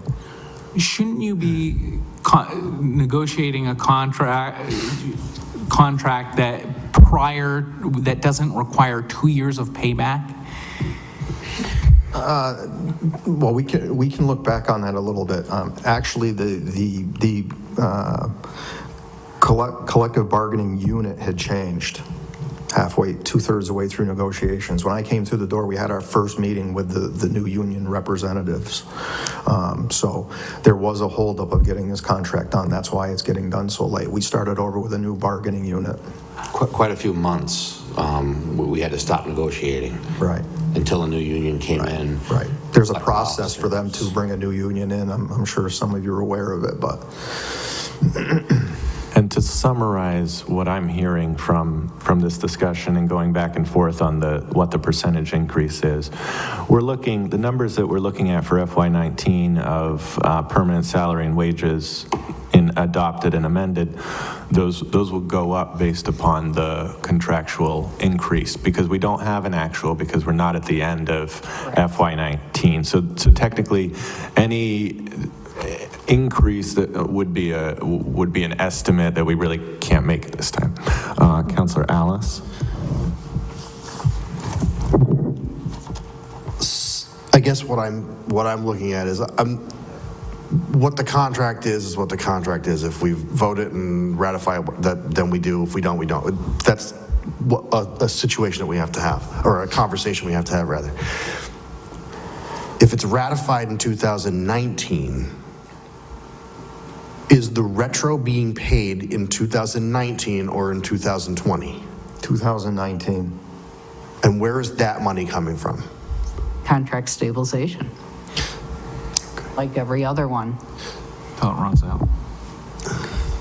All right. So the 10.9% is just for that 1 year. No, it's cumulative. It's the prior to on top of. But it's over. But no, but it's that 10 years, 10%, 10.9 over 3 years. But no, but the last two. But the first 2 years are being paid in FY19. Yes, but you're going up the same level. They're not going to go back and pay, so they go up the 1 year in one level, go to the second level. They aren't going to go back down. No, I understand that. What my point is if. Oh, so you're saying that the number in the budget book for FY19 is not going to be 221,054. It's going to be more than that? Correct. Excellent. And so the difference is going to be from contract stabilization, which would be the overage from what was adopted. So once the contract stabilization money is paid, the amended will end up being more, or the actual next year will be more. Okay, I'm just trying to make sure that I know where. It is confusing. I'm trying to make sure that I know where it's coming from. And I guess for FY20,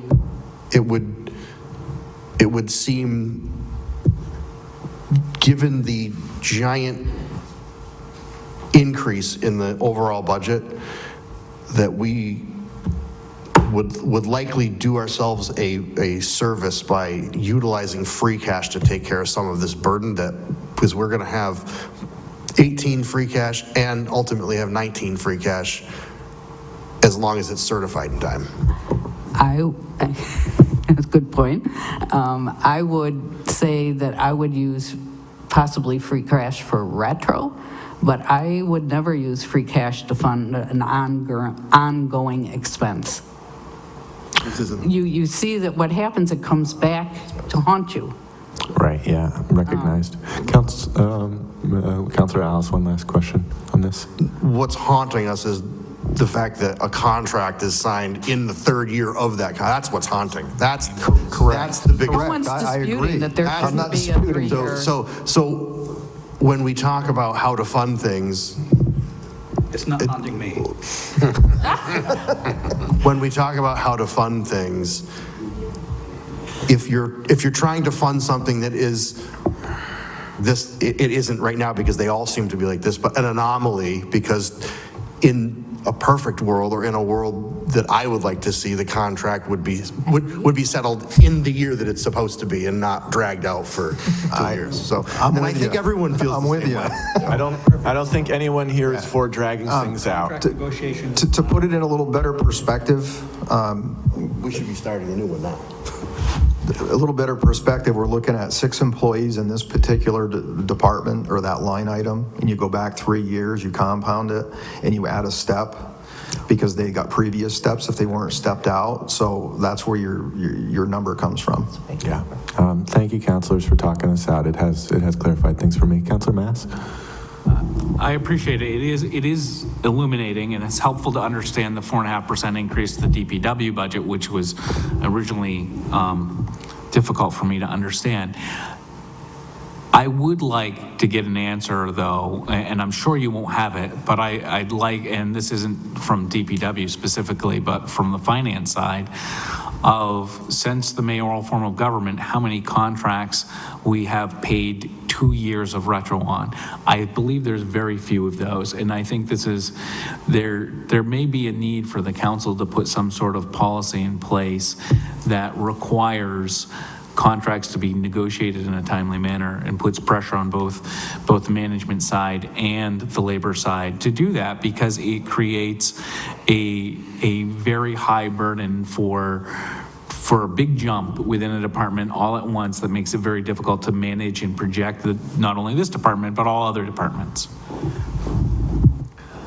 Councilor Dolan. I just want to kind of clarify my understanding. This jump is a bit of an illusion, actually. What's been happening is budgets in the last 2 years have actually been artificially low because of the new contract, because of the lack of a contract.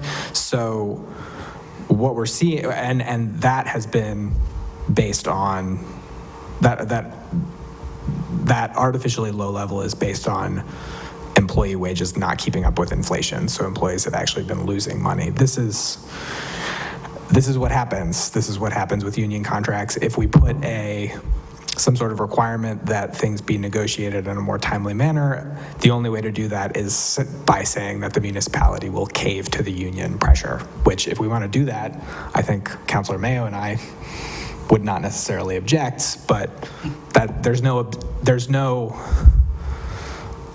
other way to require it, based on my understanding of unions. You have to bargain in good faith. Bargaining is bargaining. Councilor Mass? As far as the facts go of this, I agree with Councilor Dolan. And please, for anyone who's watching at home, don't let anyone believe don't think the DPW employees didn't need an increase, because they did. They're relatively lower paid of our employees.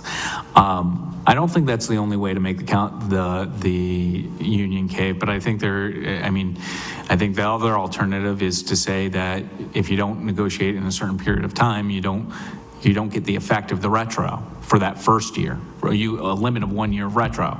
Put that policy in place by ordinance. I'm not saying that's the right answer. I'm saying there is an alternative.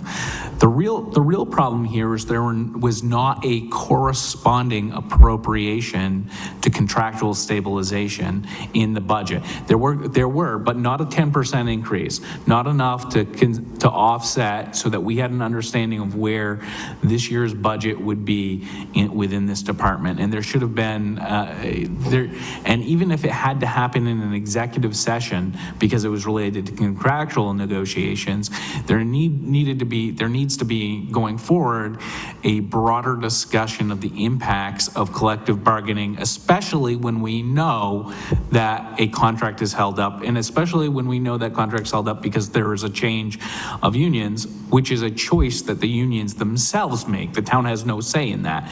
So there's plenty of blame to go around.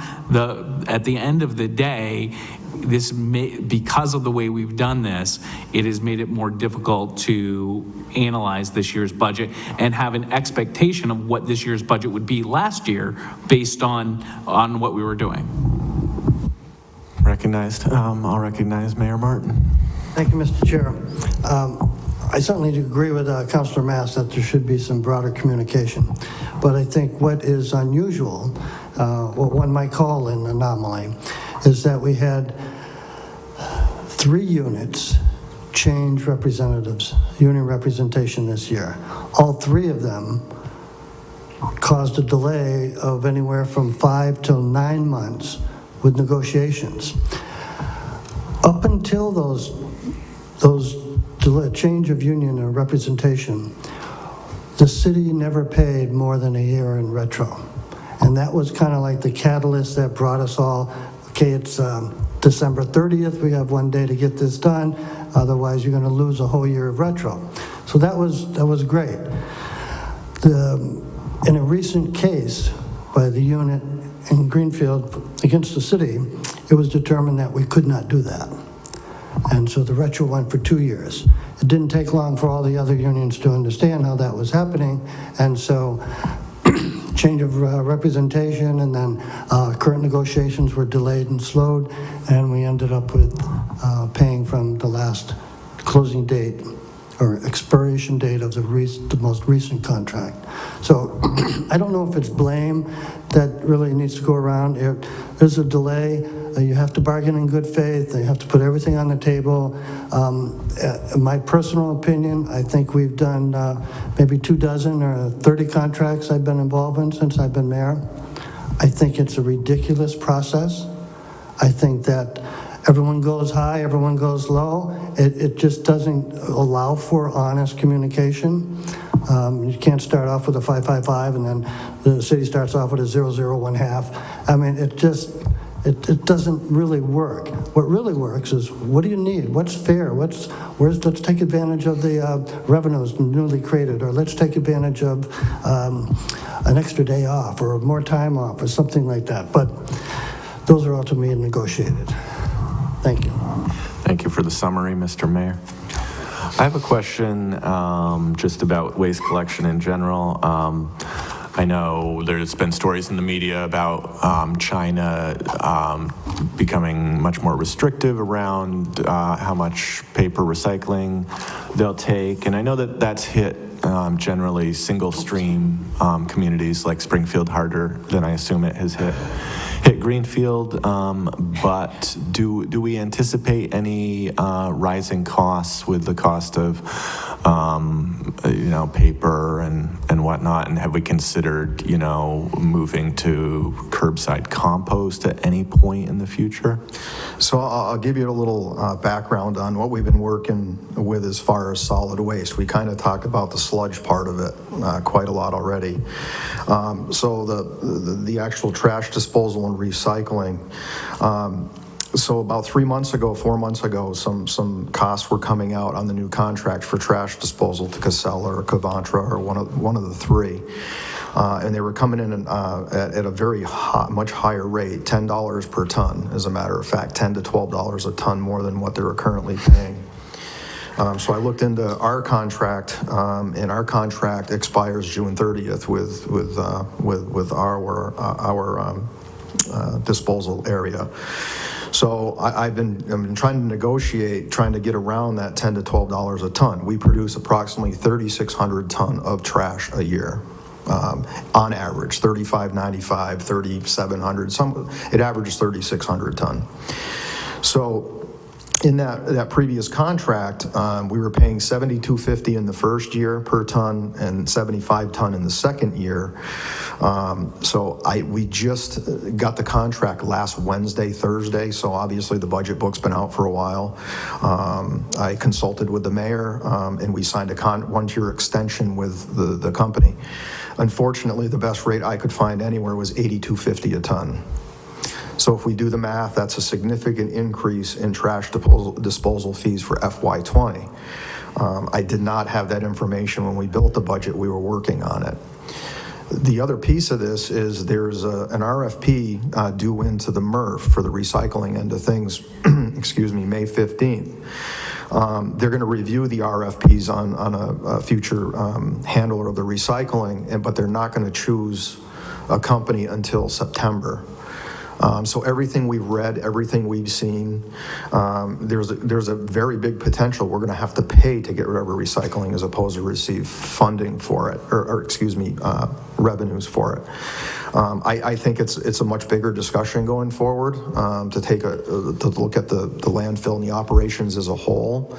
I was going to work with Liz going forward to figure out, where's the balancing act happening here now that we're starting to get some of the clearer pictures of what the costs are going to be this coming year and beyond.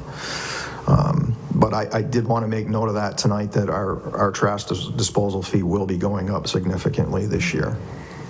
Could you just, as a reminder, point us to which line item that is? Be under 470, page 118 at the very top.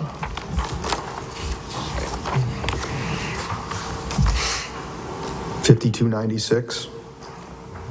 Got it. Councilor Dolan?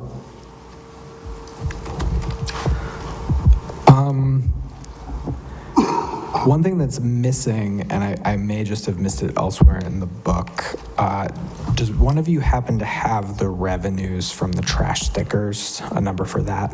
Oh, yeah. I see it somewhere. I remember seeing. I thought it must be, but I wasn't finding it. Is that revolving? Councilor Mayo says 400,000. Does that sound more or less? Approximately. I think it might be 460 when I'm, or the But this, stickers, so revolving stickers. I think it's revolving. trash collection is pretty much finances itself, waste collection, Yeah. Yes. more or less at this point. But, Actually produces some local receipts. right. Yeah. Right. Yeah. But recycling, to be clear, is slightly, that could change because at the moment, residents don't pay for curbside recycling, and the reason for that being that we've made as a city a small amount of money off of it. But do you anticipate having to? That's one of the issues we might have to revisit. Yes, we're definitely going to have to revisit. I'm real curious to see what comes out of that RFP. We don't know what the cost will be to, let's say, I hate to use the word dispose recycling in the same sentence, but there will be a cost. There's a cost now, we truck it, but we do receive some money for it at the end of that. It kind of pays for itself, but if we have to start paying to get rid of our recyclables, then obviously it goes the other way on the pendulum for us. And so, does the money we receive from the recycling also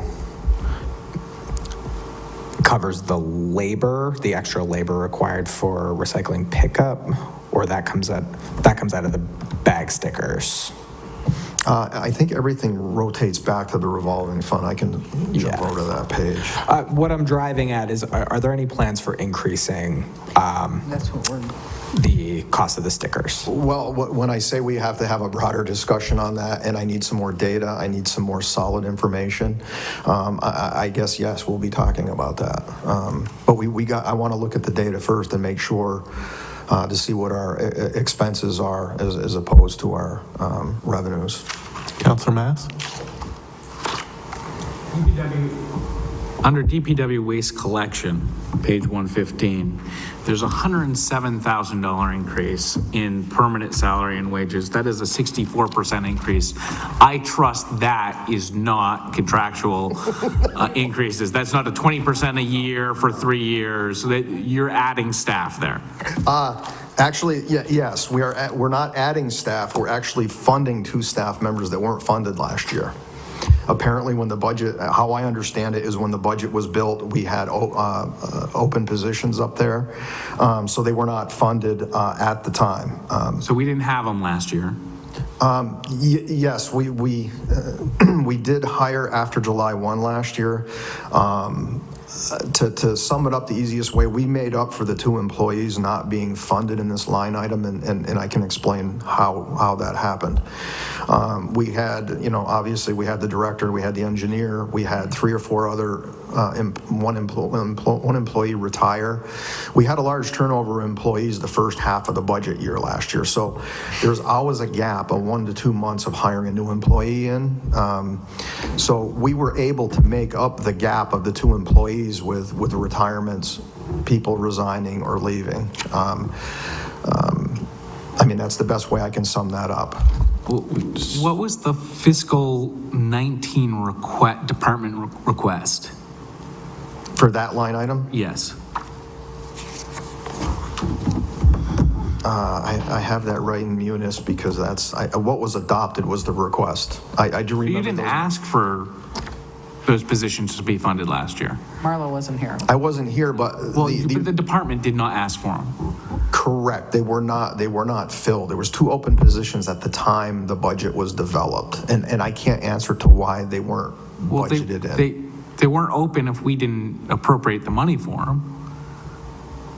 Correct, but I do not have an answer. We have 8 employees at the transfer station, and we have 6 that get pulled out of this account, 6 employees, and then 2 who are paid out of the revolving fund.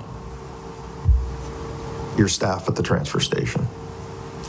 I guess my question is, if we made do last year without these 2 positions, why can't we make do this year without these 2 positions? I caution that we had to fill 3 to 4 people all summer long from the yard, which took away from water, sewer, parks, and other things we need to be doing. I just want to put that out there. So there are corresponding cuts in water, sewer, and... Also, Councillor, as Marlo stated, that those positions were left vacant when the budget was built, and then they were filled after this budget was already accepted. So you filled them without an appropriation? Well, Are you aware that the charter requires you to pay out of your own salary if you overexpend the department? Spend it. Yeah, I don't believe we're expending it. But you Because planned you basically, you put us in the position of, you hired staff that we now have to pay for without getting our permission first, or you have to pink slip them and we have to pay unemployment benefits for them without any consultation with the council. well, once again, it wasn't us, but we're just telling you. Who made the hires? The hires happened before I came aboard. The hires happened before you came on board. That is correct. Yes. So the prior DPW director did that. Yes. Doesn't surprise me.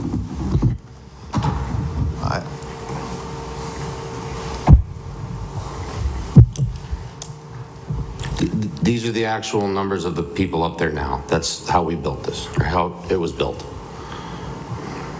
Councilor House. This question isn't for you because you didn't make the hire, but are we pursuing to be paid back for the money that was expended without authority? He didn't go over the budget because he said. Didn't go over. So it fit within last year's budget. Yeah. So, so what you're saying is that we have to fund these 2 positions this year so that, No, we don't. well, the request is to fund these 2 positions this year so that other people who were being taken off of, I guess I'm trying to figure out, back to the question of how come we can't do the same thing we did last year. There was money in the budget last year somewhere that was used to pay for it. So where was that excess money? Because there had to have been an excess if we used that money to pay for things that weren't funded but were hired. So where was that excess? Was there 2 parts to that question? You started out with how? Well, I was actually thinking out loud, so there's actually only one question. Well, one question, the first question is, where's the excess money that was in last year's budget that paid for 2 positions that were not funded? Where was that excess last year? Do you know? Wasn't that addressed by Director Warner, but that yard employees were transferred? Right, but those yard employees had a salary, so was that? Correct. So you basically had 2 people doing double duty? Is that, Kind of. essentially? Essentially, yes. Or they're pulled off their main duties because, I mean, at the end of the day, water, sewer, and trash disposal takes priority just from a health and safety standard. Right, so essentially, the excess would be in those line items because those jobs weren't being done. No, they're still paid their 8 hours, whether they're in highway patching a Powell or they have to go up and cover a recycle route for the day. Okay, thank you. Councilor Mass? So are you saying that you used employees who were paid for out of the Water and Sewer Enterprise Fund to do work of waste collection? Occasionally we do, yes. So ratepayers were subsidizing the taxpayers. Right. So on the flip side of that, it's not a perfect minute for minute, hour for hour, but we bring general employees down from the transfer station on Friday when we're not collecting, and they're assisting in water and sewer. It kind of trades itself off. So the taxpayers are subsidizing the ratepayers as well. I guess you call it an even wash. So I pay, going back to septic, right? Yeah. I have my own private septic. I'm already paying for it. My neighbors do. And I pay taxes, and my tax dollars are going to deal with the septic services of other residents who which I don't get the benefit from. Is that what you're saying? No, it's not what I'm saying. So you're not using regular employees to do work in the sewer that should be done by sewer employees? What I said was it reciprocates. It reciprocates with a general employee every Friday that reciprocates that time. Isn't the whole point of an enterprise fund not to do that?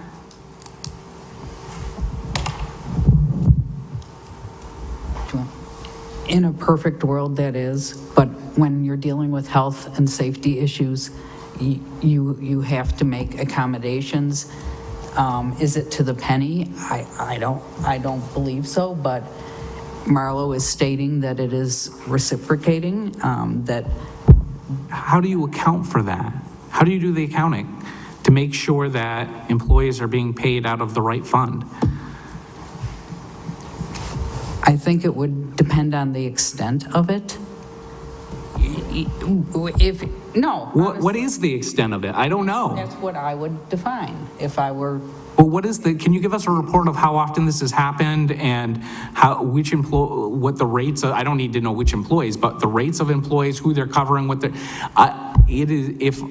it's not fair to have enterprise fund employees subsidizing the taxpayer and vice versa. We have enterprise funds for a purpose, and that is that you pay based on your usage. In fact, that's why we promote water conservation. That's one of the reasons why we have it, is to promote, is you use less water, you pay less fees. Now those people who've made the effort of using less water, right, are still paying for it in their taxes because we're commingling. It is exactly the opposite of what the enterprise fund's for. If I may, this argument could be made all over the city budget. I don't have kids, but my tax dollars go to support the schools. And I think there's many other examples, and just let me finish. I also would imagine that the cost to throw one employee from one department over to another, be it from DPW to water or sewer or whatnot, for one day a week is considerably lower than it would be to hire out for on a 1 day a week. I guess it'd be a contractor. So I'm not sure, respectfully, that this is a road we want to go down, but I'll let you finish, Councilor Mass. Thank you, Councilor Wheeler. I understand your perspective, and we all have shared responsibilities within the community. I pay for lots of services that I don't use, but we don't set those services up as enterprise funds. The whole purpose of an enterprise fund is we make a commitment to taxpayers that you're paying for this outside of Proposition 2.5. Taxes can only go up 2.5% each year, but outside of that, we're going to make you pay water funds and sewer enterprise funds, but you only have to pay those based on what you use. So if you conserve, you're not footing the bill, and that is not what is happening here. And who is paying does matter, and I think that the taxpayers deserve an accounting of what is happening. That's what I was going to suggest is, what is the extent of that? Does it warrant perhaps maybe an adjustment on the indirect cost assessment, something to that extent? But I don't know the extent of it. Well, I know the extent is $107,000, and that's a significant impact on the sewer and water enterprise funds. If that was paid for out of sewer and water enterprise fund employees, because that's what I heard, is that's how they came from the yard? Yard. Okay, so it was not sewer and water enterprise fund employees doing that work for those waste collection? Yes, it does happen occasionally. But I mean, I don't know how far we want to drill down in this, but I can drill as far as we want. The other part of it is the highway division, who is skilled in patching trenches, patches water and sewer trenches all year long. So it's not water and sewer employees, patching those trenches. It's general budget patching them trenches. I mean, to drill down and to have certain employees, water, sewer in general, all separated out hour for hour, to be honest with you, I'm not sure how much work we're gonna get done. It's not apples to apples, and I just wanted to say that we don't overtake advantage of that. 9 times out of 10, you get a general employee going up to a general job to leave the water and sewer out of it, depending on what the priorities are in the yard that day. Generally, a fill-in will come from parks, forestry, or highway traffic. But some days we're just strapped to where we don't have enough operators up there to collect the trash or recycling. So yes, it does occasionally happen in water sewer, but it reciprocates. We bring 2 or 3 general employees down to help water and sewer enterprise on Fridays. So if you send a guy up there 3 days straight from water department and he comes down 3 Fridays in a row and works in the water and sewer, I think that's a pretty even trade-off. And that's the way we've done our business many years now because of the staffing and vacations and to fit everything in. We certainly don't look at it like I always kept a close eye on that as the field superintendent for many moons here and as an assistant. We understand that. We know how that works. If we've made a permanent assignment up there before, and it's come out of the general budget when we had an injury or something up there. But we do our best not, it comes out, I think if we do a big blown out study, it would come out pretty even, in my opinion. So to me, as someone who manages 2 501c3 companies, which are unrelated but do in fact share resources, this to me feels like something that might require an MOU, a reciprocity agreement. And would that clarify some of your concerns, Councilor Mass? And obviously it might not include a perfect accounting, but if more of this was formalized to an extent where it could be made clear to ratepayers on either side that in fact they are getting a fair shake, if you will. Do you have something to add, Yes. Mayor Martin? Thank you, Mr. Chair. Only that the union bargaining agreements monitor their job descriptions and the whole process and the daily work hour week. So if there was an abuse, I think that would have come forward in a number of different ways, through the DPW and the director, or straight to the HR, or straight to the mayor. So I agree with trying to figure out how many hours, but I don't know if it's significant to use resources to determine if the union is allowing or disallowing transfers of people, different parts of town and divisions. Councilor Dolan? spent quite a bit of time on this. I have to say I'm not quite sure what the goal or the best case scenario of this is. To me, this comes down to a reasonable amount of managerial discretion. We could certainly hire more people in both departments, and then we could cover all of the needs of both departments with their own staff, and that would be very expensive. We could set up a complicated accounting system for all of this and log minute by minute, but that's also going to be very expensive and probably going to amount to costing more on both sides. We could set up an MOU. Is that an MOU between Director Warner and Director Warner? I'm sure it would be possible to do that, but it's another major expense of time and thus money for the city. So I'm not sure if Councilor Mass is planning to bring a lawsuit against the city for this kind of thing as a ratepayer or as a taxpayer. I just have to say I'm inclined to agree that it probably washes out in the end. Point of personal privilege. Yes, Councilor Mass. I have a fiduciary responsibility to the municipality. I would never bring a lawsuit against the town, and to suggest that is egregious. I do take what I do seriously, and what I initially heard, and maybe I didn't understand it correctly, was that $107,000 of work was done out of water and sewer. Now I'm hearing it's done out of the yard. Is that correct? That's correct. That, for proper clarification, it's not out of water and sewer. So, if we were able to do it out of the yard last year, why do we need those employees in the yard this year?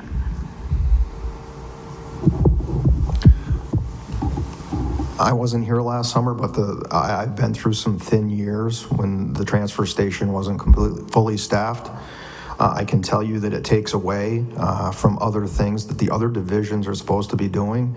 Patching potholes, patching trenches, potentially doing a sewer repair that day or a water repair. It could be the difference between that and not doing it that day, and doing some maintenance.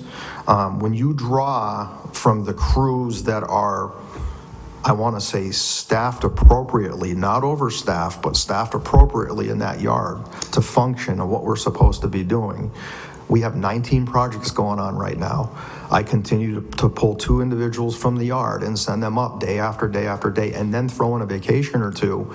These projects that I've been appropriated for, you struggle to get them done, which you do some of these smaller projects in-house, you save the taxpayer a boatload of money. If we contract it out, it's going to be a lot more money in the long run. I don't really have any other explanation but that. If you take from one, you're gonna hurt the other. That's the way the process is. I'm going to summarize this for my own process. I think that the best way for me to think about this, in order for my understanding, is as an addition of 2 employees, but that advantages would be in that, as you just said, we would not have to contract out for a number of projects, which we were in fact not planning to contract out on. I know that I heard all last year from landfill employees that they were understaffed, so I'm not surprised to hear that. But that said, it is, as far as I see it, a decision about whether or not to add these employees. It's a decision before the council and the Ways and Means Committee. Councilor Mass? As long as my colleagues understand, what we're talking about is an expansion of services at DPW over what they had last year. And I will be the first to say what they had last year was probably inadequate. What they've had for the last 30 years is inadequate. No one's saying that. But we also have other departments, like the school department, that are saying that they're facing cuts, not layoffs. So we're talking about expanding in DPW over what they had last year and cutting in the schools. And we need to at least be honest about what we're doing. Thank you, Councilor Mass. Councilor Dolan. Would you mind clarifying that, Director Warner? has anyone actually been hired? My impression is that the two people represented in the $272,800 currently work in this department and will continue to work in this department. I'm not seeing any hiring in this budget. That's correct. You were able to float over these two employees, which were not accounted for. Any number of with retirements. vacancies have happened in the last 8 months, some of them for a long length of time. Bottom line, if you will, the salaries are covered, but we've also had a turnover at that transfer station this year, which I don't anticipate that happening. I would think that, we would have a staff up there that stays with us for a while, because most of them have been with us for many years and it chose to stay up there and not go to the yard to another division. But I will say through attrition, people coming and going, we were allowed to make that up of what we were short. I believe we're going to be okay in the existing budget. I simply pointed out right from the start that it was not budgeted for 2 personnel, and that's why the cost increase is there for FY20. That's all I was pointing out. Those 2 employees were not funded last year. I don't know why, but they existed is correct. But they existed.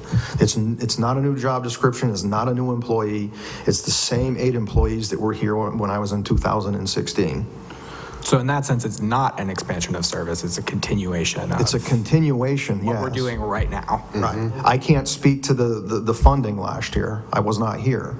But it's the same process, same staff numbers that it was for probably the last 10 years. It's what they call floaters. Right? Floating employees.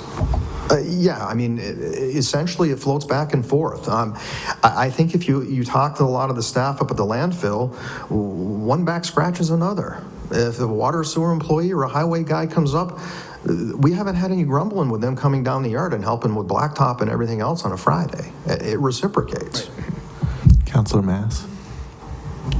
Just so I'm clear, if counselors do want to make a cut to this department, and they may, how much of that $107,000 is the 2 new employees and how much is contractual increases? There are some contractual increases in there, right? Yes. So how much is the 2 new employees? I can get the exact figure, but I want to say it's somewhere. You can get us the number. All right.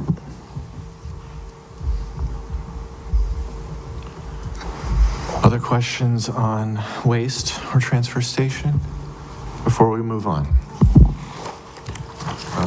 Turning the page,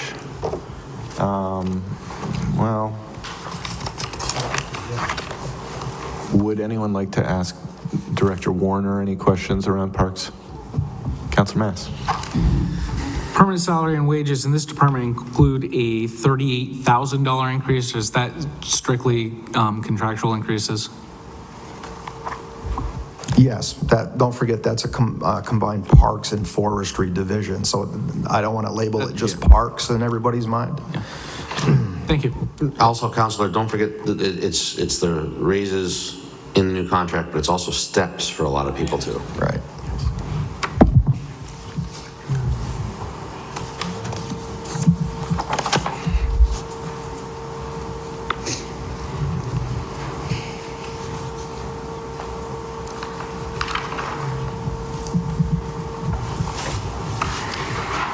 While we go over our numbers, would you like to talk about snow and ice? I know you mentioned it for a second, but in terms of how we did this year, because I know it tends to fluctuate depending on the weather. We landed in a pretty good place with snow and ice. I don't have the even number, between 33 and 34,000 that we have left in the account. And I thought we managed the money well and we managed the storms well. We had some tricky storms that actually twist and turned us at 5 in the morning, where the school superintendent and I are pulling our hair out of our head trying to figure out what to do. Changing to freezing rain at 5 a.m. is not a good thing to completely change operations. But all in all, the supervisors and all the crews did a great job. They did a fantastic job. And the supervisors were proactive, not just watching the forecast, but proactive in getting out there. And I believe that, contributed a lot to the savings in money, too. Granted, it wasn't the worst winter, but we dealt with a lot of ice, and that can be expensive. Yeah. Indeed. Councilor Dolan. Just another question on the gas and diesel. I'm noticing that those expenses started in FY19 at the same time that we moved toward a centralized model. Is this basically, I know that this is the one item that we can go over budget on. Is that essentially, are those two things related? Yes. I mean, actually, I have not made any diesel and gas transfers to this account this year. I have not gotten to that, nor do I anticipate it. I mean, we did so well with the winter that we can leave that there. But in future winters, if you get into where you're going way over and you can't have enough fuel and fuel and diesel to get through the regular year and the regular budgets, then we transfer. But I'll be transferring that going forward. Again, it was a kind of a missing item that we didn't transfer.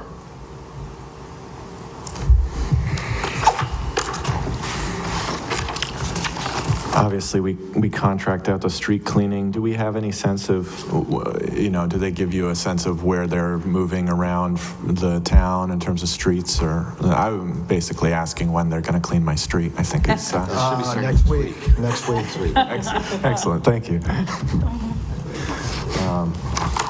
All right. Any questions around trash disposal or cemetery before we move to the capital section? All right. Seeing none, we're going to move to the capital narrative and, I'm sorry, Councilor Dolan? It's for capital? Well, shoot.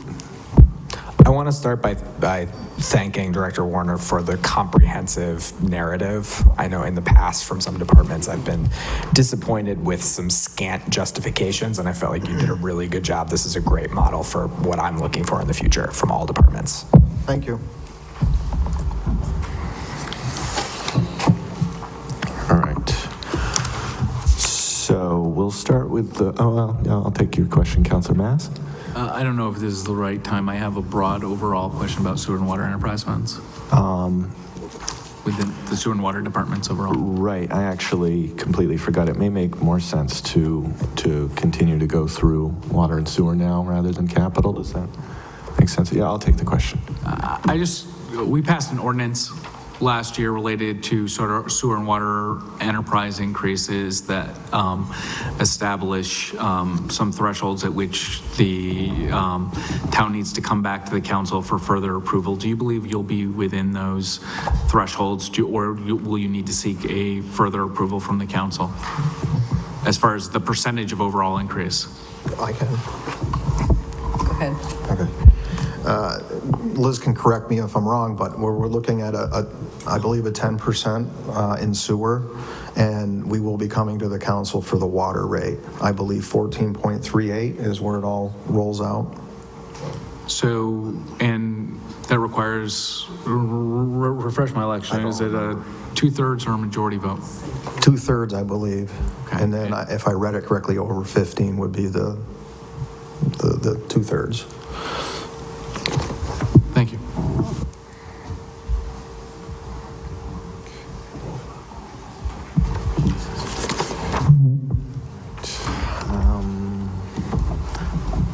Councilor Dolan. So those increases, are they related to the water meter replacements? Actually, we're going to be bonding that for 2 years, right? No, that doesn't, well, it does. It does. Yeah. So I'll take sewer first. Sewer departments' retained earnings are extremely low. So because these projects are going to be taking place. The first year of this, and the debt, it will not be bonded for probably 2 years. The first year of this is to build up the reserves a bit, but then the debt would be absorbed into that structure. And we really need to get these enterprise funds more stable and to have the retained earnings. So that was the point on sewer. Water as well has smaller capital projects coming on. Sewer by far has the larger capital projects coming on that will be financed. But again, to build up water's retained earnings. And plus, because water's rate is so much lower, it is a higher percentage, even though it can be a smaller amount, it's a higher percentage because it's a lower rate. So we basically won't be paying for these large capital projects in FY20. Correct. This is more of a proactive step. It is proactive. Countering that trend of It where is. all those years when we left the rate, again, artificially low. Right. Yeah, just to stabilize the funds. Thank you. Right. Yes. Councilor Alice? I just want to remind everybody that we had some retained earnings and we spent them on a building. And that's something we should not have done.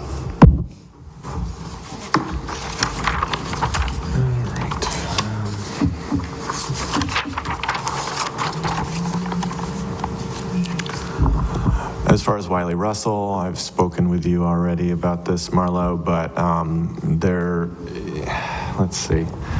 This is a tricky one because obviously it's been controversial, I think, in the past in terms of some people are against dams in general. Well, if the council is to appropriate the funds for this, for the engineering and design of this, would you anticipate any public hearings, or do we consider that phase to kind of be in the past? Do we? Well, I think what I put in my narrative kind of opens it up to some discussion with some groups. I worded it in such a way that, you know, we're talking about a fish ladder that I'm looking for $120,000. It does not cover the engineering and design of a fish ladder. So I'm well aware of the history. Before 2015, the goal was to take the dam down. It was considered a high hazard dam in before 2014. In 2014, the city had requested, well, town at the time, requested to have the dam reevaluated.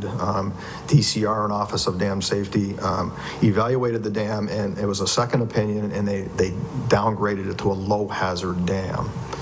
What came along with that was, in the letter we received, was they declassified it, if you will, but they also required the abutments, the damaged areas of the dam, the abutments to be repaired inside the 10-year period.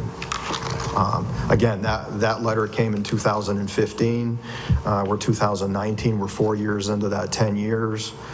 I've been saying to myself, take 2 years off the other end for appropriation for engineering and design, and then the actual work to get done. So that's kind of where I stand. I took the middle of the line on this, knowing we need to make a move. Right, and the earmark, correct me if I'm wrong, runs out as well.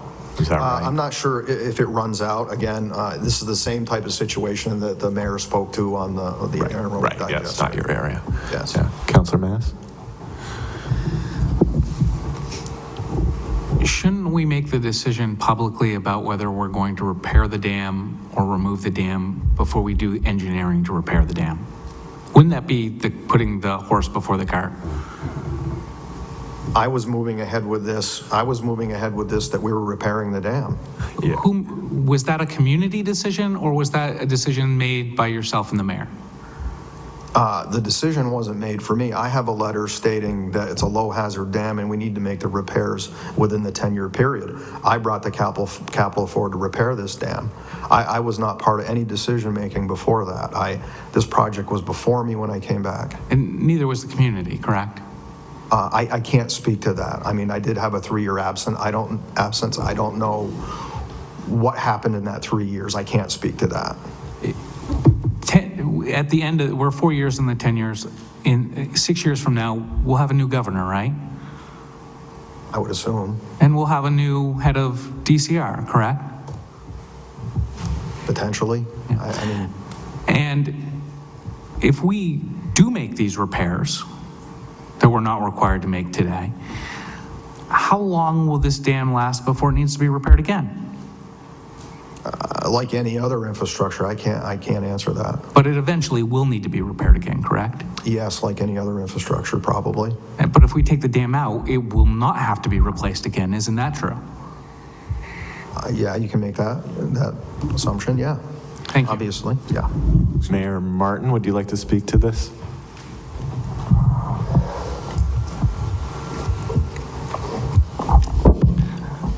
Thank you, Mr. Chair.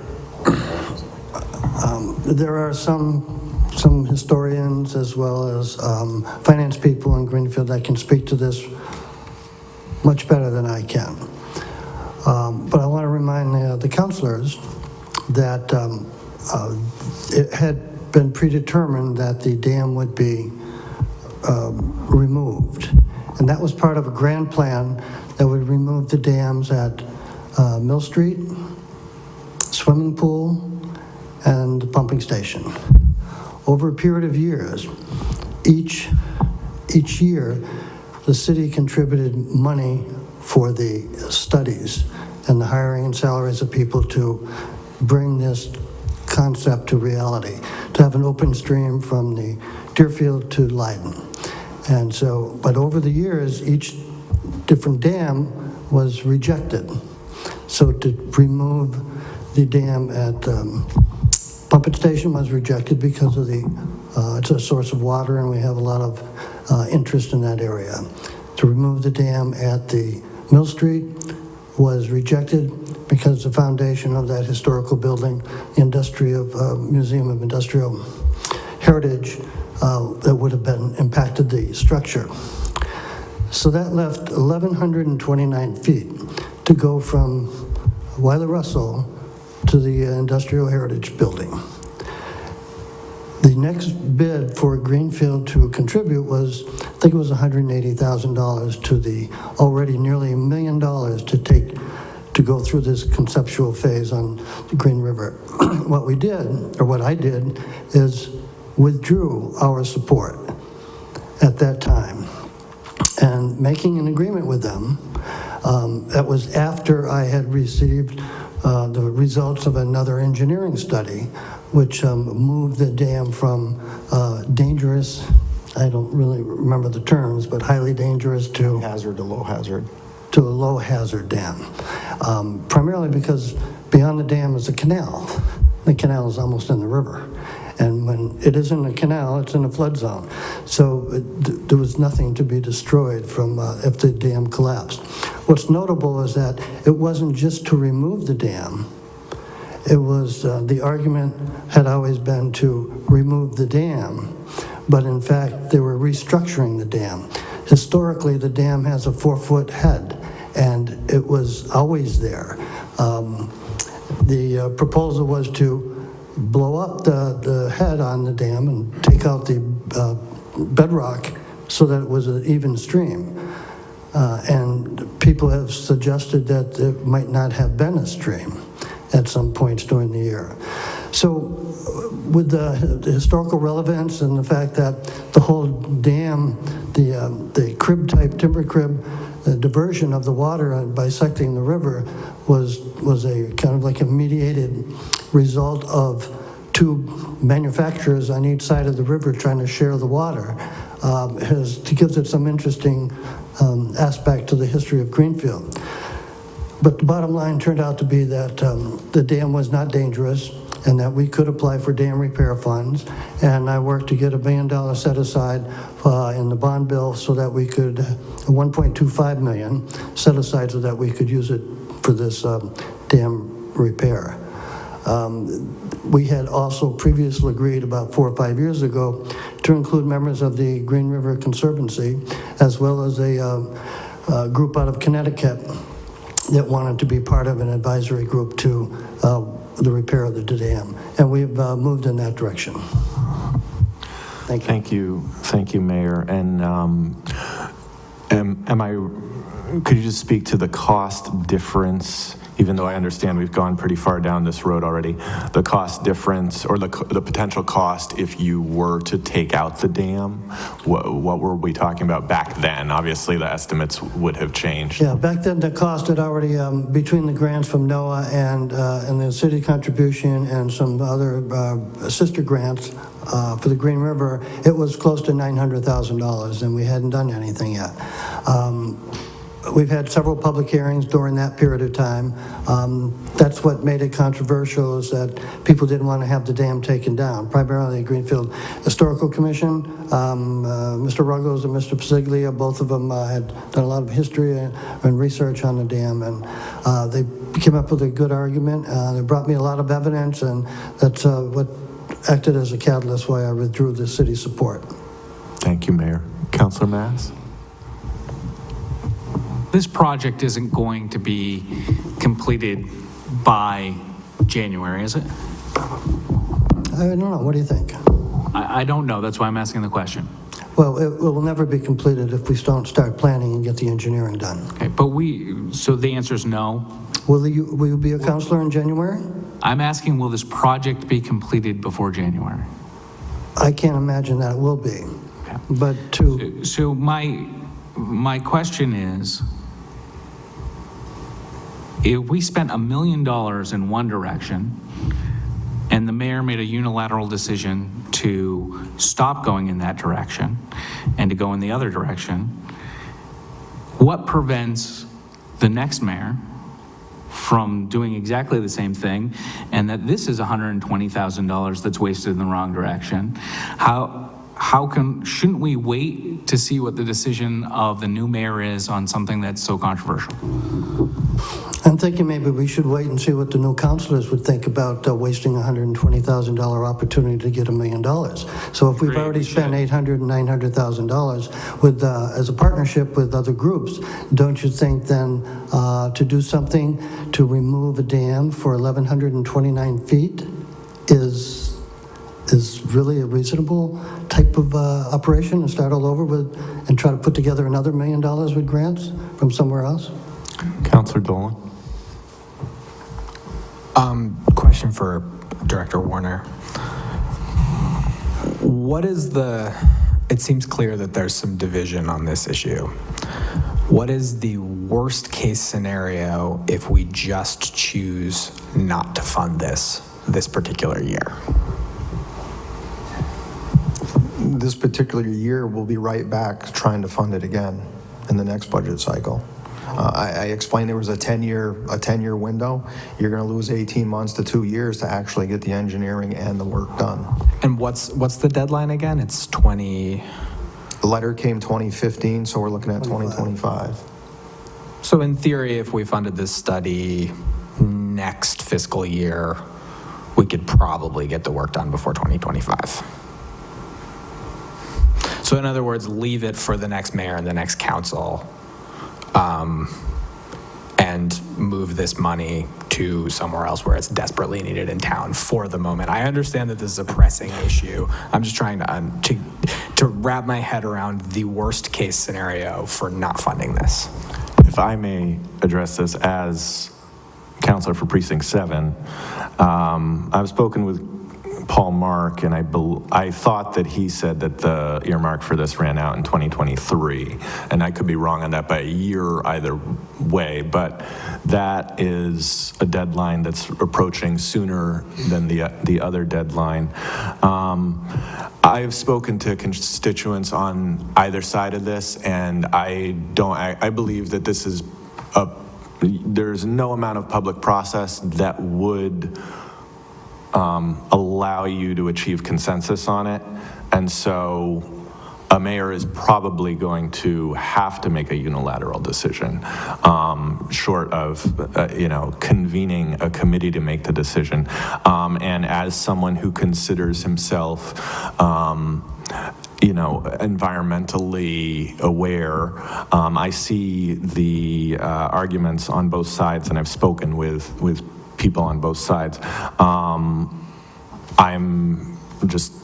I am cautiously for repairing it, and I am against kicking the can down the road because I don't see an advantage to doing that. Mayor Martin? We had a similar discussion last year on capital, and the decision was to kick the can down the road, and the request for money for the engineering was rejected by the council. So we're back again, and the director just stated that it'll have to come back next year if the can continues to be kicked. But part of this process of utilizing earmarks is to bring the project to almost to fruition so that the earmark can be spent. The state wants to spend money and see it spent after they've given permission and authorization. Councilor Mass? So I do have a question, but I just want to remind my colleagues, we worked diligently to get $500,000 earmarked for the dredging of the Highland Pond, and we're told by the mayor that he was going to repurpose that for other things. There's nothing that prevents this from being this particular earmark from being repurposed for another project. My question is, 2025, we do nothing. We do nothing. We don't build it. We do nothing. We just say, no, we're not going to do it. What is the consequence? I think Marlo probably knows better than I, but I would assume it would be in violation of the order of the Office of Dam Safety, and there'd be a fine involved. Or we'd be ordered to take it down? Or repair it. So I would assume that process starts all over again with potential fines. Again, I don't want to, we'll have to look at the document and see or make some phone calls and find out what the repercussions will be. Every time, and we've gotten this a few times, but when I'm told something's mandatory, it's helpful to know not just that we've been told it, but what happens if we don't. Councilor Dolan? One question for Director Warner and one kind of more general question. Something that's lacking from this conversation is any sense of whether this is actually dangerous to life or property. I mean, it seems strange to me that it was a high hazard dam and then they just reclassified it as a low hazard dam. I don't know anything about dams. Is this going to wash anyone away? Is it actually dangerous? And another the general question is, presumably as long as we appropriate the money and start the project before 2023, we're still eligible for that earmark. Correct? That's a yes or no question. I don't have the answer to that. Well, what about the safety issue? I think when it was lowered to low hazard dam, it was stated in the report. I have to look at the report again. I did read it.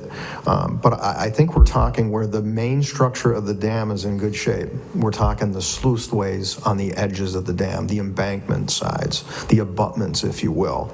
They're old timber crib sluice ways that need to be addressed. So I don't know if that helps with the low hazard, high hazard, but the main dam structure itself is in good shape, according to the report.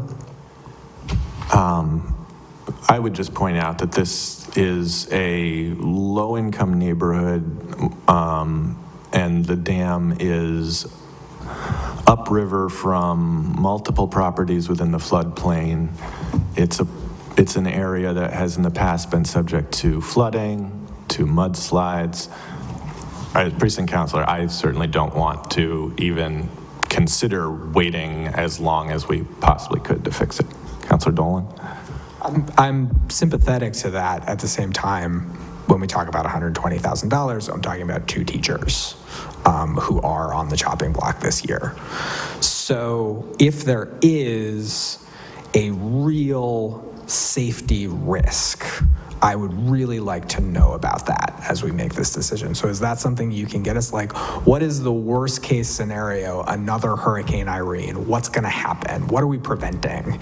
And how is the new structure, the renovated structure, going to prevent that? I would really like those details as we make this decision. Okay. We have two reports. One is pretty recent. We can provide that electronically. It also provides recommendations in the one we had a couple years ago. I would suggest that there are no $60,000 teachers. That might be a salary, but it's not a fringe benefit, so you would have 28 to 32% add to that for the city. And that when we were talking about vacancies and paying for people who are not working, I would suggest that the recorder's suggestion that the mayor is cutting the budget is not true.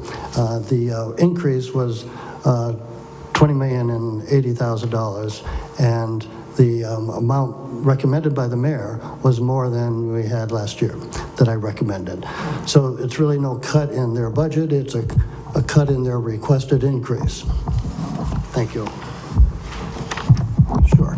All right, any further questions on the dam? Councilor Mass. My question is really about the mayor's last comment. Yeah. Mayor, isn't that the reason why the school committee, and I'm sorry I wasn't here at the last meeting, I wasn't able to be here, isn't the reason they consider it a cut because they did the same thing that the DPW did in that they hired positions that were not appropriated? I'm not aware of that. They funded positions that are vacant, which is not like the DPW. But they spent down retained or their revolving funds and retained earnings, their separate accounts, even though they didn't have the appropriation from the town to cover those positions. And so now they no longer have those reserves to fund it for a second year, and so they're coming to the town to fill those positions that they funded outside of the appropriation of the council, correct? The DPW, if you're making the comparison between the two departments, the DPW does not have a revolving account. So the school department has a revolving account with a balance now of about $2.6 million. Not included in that $2.6 million is an increase of revenue approaching probably $1.1 million in the next 12 months. But both departments filled positions that could not be covered by the appropriation that was made by the council. I'm not aware of that at all. I don't know what the schools, how they hired and who they hired. Actually, the school committee gets maybe a semi-annual report on new hires for the department. So I don't recall a great number, or maybe 7 or 9 over the past year.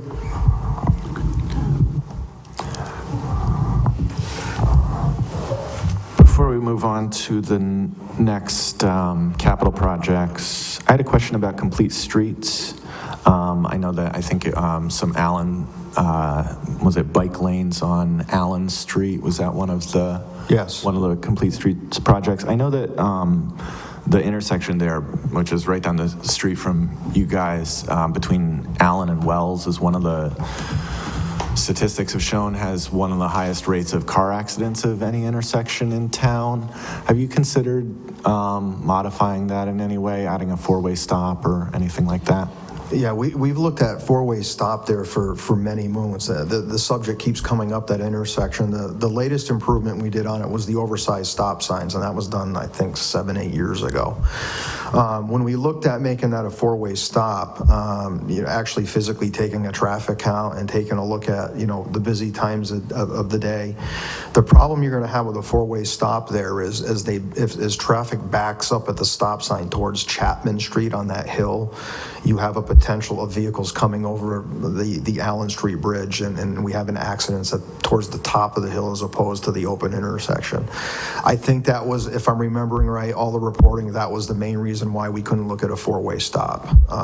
Because we've had requests over the years, stoplights, four-way stop, but I think the logistics of the road and being the bridges there, we would try to eliminate one hazard but create another another 50 yards up the hill. So yes, it's been looked at many times.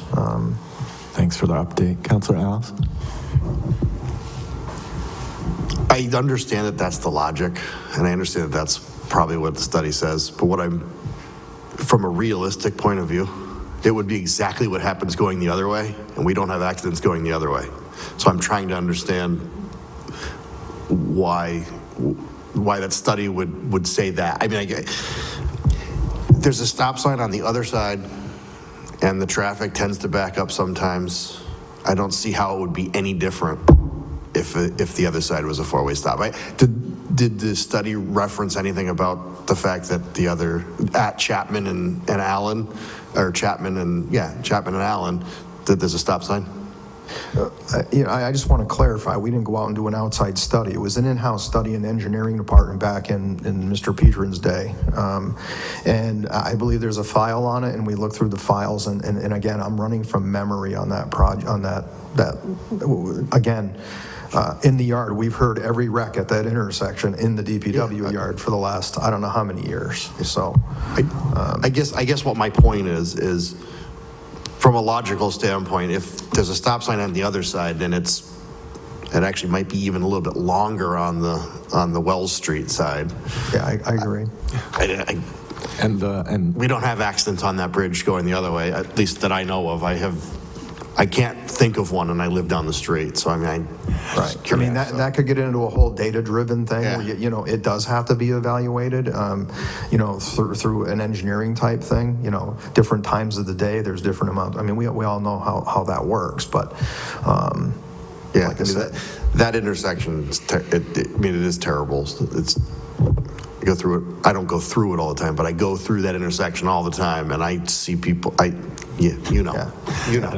I would just jump on what you just said, Counselor, that, are we worried, we're dealing with a problem that we already have, and are we worried that a problem that we might have could be worse than this problem that we already have? If you have evidence doesn't happen the other way. I don't know. Counselor Matz? So going back to the capital budget, highway paving fund, you have 175,000 for Green River Road. Trust me, I'm very intimate with this section of Green River Road, having lost a tire on it. Understand it needs to be done. Is this, but what you don't indicate here, what we haven't seen, is a list of what the existing Chapter 90 funds will be used for, and what any supplemental Chapter 90 funds, if any come at the end of the year like they did last year, will be used for.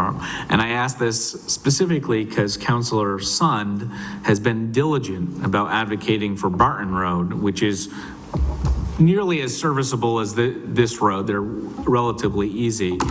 What else is being done with our regular Chapter 90 funds? I can run down the whole list and we can send it to you. Thank you. Barton Road. It's good to have it on there. Looking out for you, Councilor Sund. If I may, I recommended it many moons ago. So anyways, Bank Row underneath the actual train trestle, we see that's deteriorating. Beacon Street from Hyde Parkway, Coleraine Road from Mohawk Trail to Thayer Road, down near BJ's. Conway Street from Maine to Allen, which I think rates right up there just as high as Barton Road at this point. Hope Street, Main Street to Olive, Russell Street, Hope to Washington, and Wisdom Place. You said, but I give would me the Hope Street section again? Hope Street section. Yeah. Main Street to Olive. Wasn't that just redone by the courthouse, by the state? No. The actual road there has not been touched for many moons. Directly in front of the courthouse? Yeah. The whole road has not been paved, no. It's in bad shape. It's been quite a few years. I can look at the maps and see when it was done last, but that section hasn't been done in probably 20 years. I'm glad to hear that Scout Road wasn't on there because that was objected to by the council this past year. I'm probably going to abstain from this particular item because it directly affects me, but I just wanted to make sure I understood where we were. If you got supplemental Chapter 90 funds, would you use those supplemental Chapter 90 funds for this project and not bond this, or how would that work? Because we all don't know what's going to happen. This budget's going to be passed before we get those supplemental Chapter 90s. Or would you add additional work? Right. I'm not anticipating any supplementals this year. There was a supplemental, I believe, last year, and that's included in this paving program. The streets that I listed, we have other costs too. We have preventative maintenance. We're going to do some crack sealing, but the previous supplemental budget is included in this paving program this year, and leaving us somewhere around $100,000 in reserves in Chapter 90. And we should have those reserves in Chapter 90 if anything else comes up in an emergency. Councilor House. Is there any plan to fix Silver Street and the serious problem that was created with drainage by, I don't understand why it was such a big problem, but the road, while it's smoother, is certainly not nearly as doesn't drain as well as it used to. And I don't know whether that was the engineering or who we used or the whole plan, I'm not sure. But is there a plan to fix Silver Street? I will say we are working on a plan to address some of the issues, what areas we need to address also. We have had numerous complaints on that. Again, I'd like to try and move that project forward. What can we do to eliminate the problem rather than, we can figure out later what happened, what didn't happen, but I think we need to take care of the problem. But how we get there, we don't know yet, I'm a little bit hesitant to go in and grind up a brand new road and regrade things and repave it. And, once you compromise that mat, then you've got potholes galore going forward. So we have to attack the different problemed areas there with methodically, I guess, and see what we can do. Do we have to remove a little bit of curbing? Do we just do a little bit of gutter milling to get the water to the edge and then to the basin? Are the basins too high? So, we're receiving the same complaints, and we got to find the time to get out there and get some shots, get some dimensions and find out what's going on. I think it would behoove us to try to figure out why a road that we paid so much money for is not functioning the way that it should function, and why that is happening, and if there's any responsibility for that. So if we could do that in your spare time, that would be wonderful. Sure thing. Yeah, I would reiterate or emphasize what Councilor Alice just said, that while obviously you were not here, the process around Silver Street, I've just fielded numerous complaints. It's nowhere near my precinct, but just in terms of the speed of traffic because of the width of the lanes, what happened with the trees, Paul, you know what I'm talking about. And in fact, I'm going to cut myself off because I'm sure that you'll not make mistakes like that going forward. Councilor Mass? Guardrail replacement. We appropriated $30,000 last year, and then you came back to us for a supplemental appropriation for Adams Road. Has that work been completed? We were just able to start that project in the past week. We're actually building the retaining wall now. We finally got through the whole Concom process and everything, and the order for that. We got into winter, things got tied up. I wanted to knock that out in the late fall. Just weather creeped in on us, but we're actually working on that project right now. Will you be able to complete these projects in this fiscal year? Are you specifically talking to guardrail again? Yeah, the guardrails on Leiden Road, Barton Road, Arbor Drive, Yes. Overland Road, Leiden Road. Right. This amount of guardrail for the distance and the length of it and the equipment, this would be contracted out through the FERCog bid per foot. And I think I may have stuck something in here on my narrative. Maybe I didn't. My question is, will it be completed in this year? Yes. And do you anticipate coming back to us for a supplemental appropriation for guardrails again this year? A supplemental? No, the only thing that would, the only way that would happen is if there was another emergency where we lost a large section of guardrail for whatever reason. Adams Road wasn't an emergency, it was just you discovered it, correct? Well, I think it was discovered before I came back aboard, but when I viewed it, when I got back, we needed to take care of it. Well, we need to take care of all of them, right?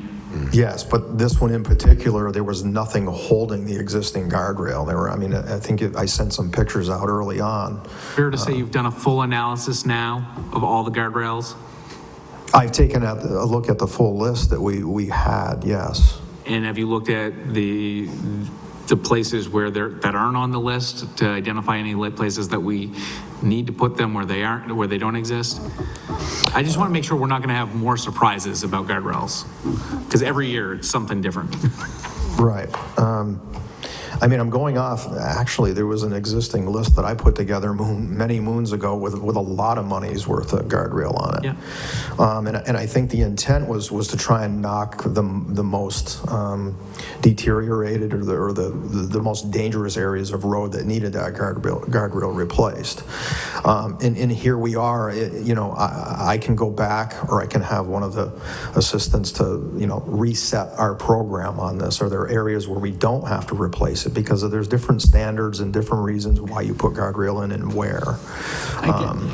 I guess my question is, you came to us with a supplemental appropriation because Adams Road wasn't on the list. We appropriated $30,000 to do just what you said, to hit the worst guardrails. Then you came back to us and said, this wasn't even on the list and need to be addressed. What I want to make sure is, since that time, you have done a full assessment and aren't going to come back to us with something else, that these in fact are the worst places and these are the ones that need to get done. And you're not going to come back for more money this year. No, I do not intend to this year. Thank you. Any further questions on guardrails? Seeing none. I meant to ask a question about Chapter 90, so I'm just going to step back to that for a second.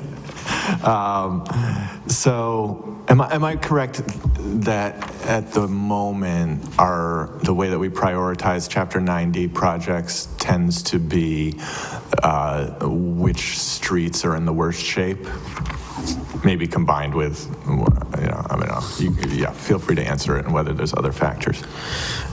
In 2015, we had a pavement management program put together by Beta, a consultant firm. They specialize in going through all our roads, and they give them an RSR, road surface rating, et cetera, et cetera. It comes together as this great big package.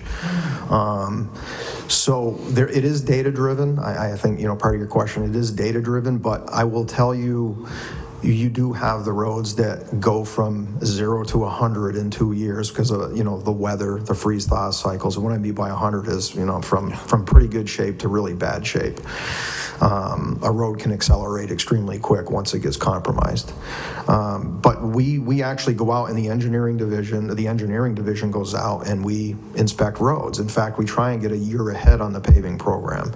We already have a bunch of roads on there for next year. We'll go out and we'll take a look at them, and first thing next spring, have they gotten worse? Have they, they obviously don't get better, but it is decided in-house, but we also try and stick to that rating because our rating has dropped a little bit since we had that study done. For many factors. Sometimes you have to pull a road off, or your money doesn't go as far as it used to. I think that's the big takeaway with Chapter 90. Expenses are going up and the money's staying the same. So for us to stay on that plane in that report or that study, we're starting to fall back a little bit with our overall road study. Got it. Just get to your question in a second, Councilor Mass. Yeah, my question there, which I didn't fully, form, was around whether there's other ways to prioritize it. You understood it because I've spoken with you about it previously. But just in an environment in which there is constantly a need for maintenance that's higher than the funds that we have available, and we're always chasing this, something that's out of reach. I just have wondered about how do we prioritize this, and can we have a more data-driven approach that also looks at value per acre and prioritizes the roads that have the highest traffic counts, perhaps. And I don't want a road to become so in such bad shape that it's dangerous. But yeah, that was kind of where I was going with that. Right. I mean, you do preventative maintenance and routine maintenances.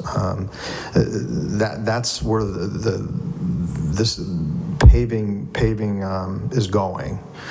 It's pavement preservation type stuff because the money doesn't go as far.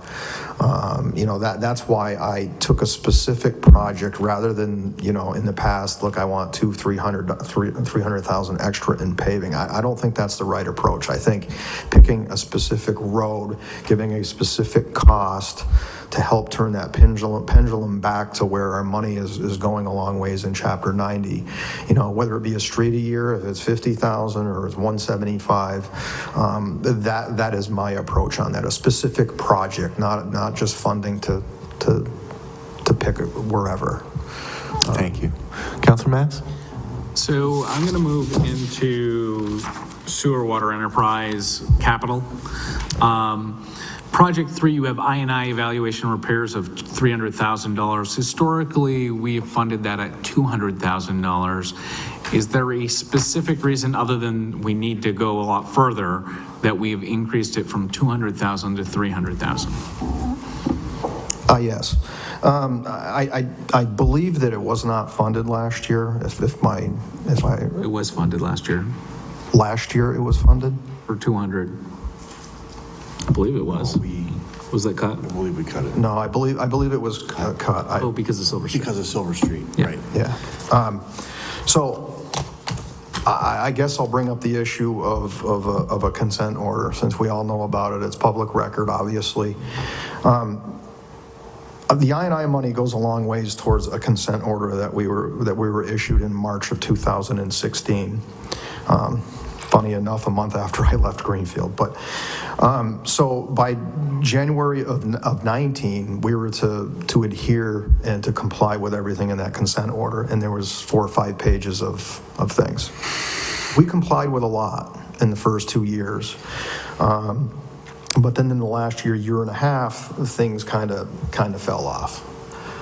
In November, I went down and I sat with DEP and spoke with them, explained the whole situation. And then in January, early January, we sent a letter to DEP requesting a 2-year extension on the consent order. I can say verbally we've got that. I haven't received it in writing yet, but we also have not started receiving fines the end of January. So I assume we have 2 years. So I come back after 300,000 because we really need to get back on the I&I. We have no I&I funds. I have some Maplebrook funds, which we're using right now. I think every appropriation that has been given to us is being used right now or has been finished up this winter or will be kicking in here soon.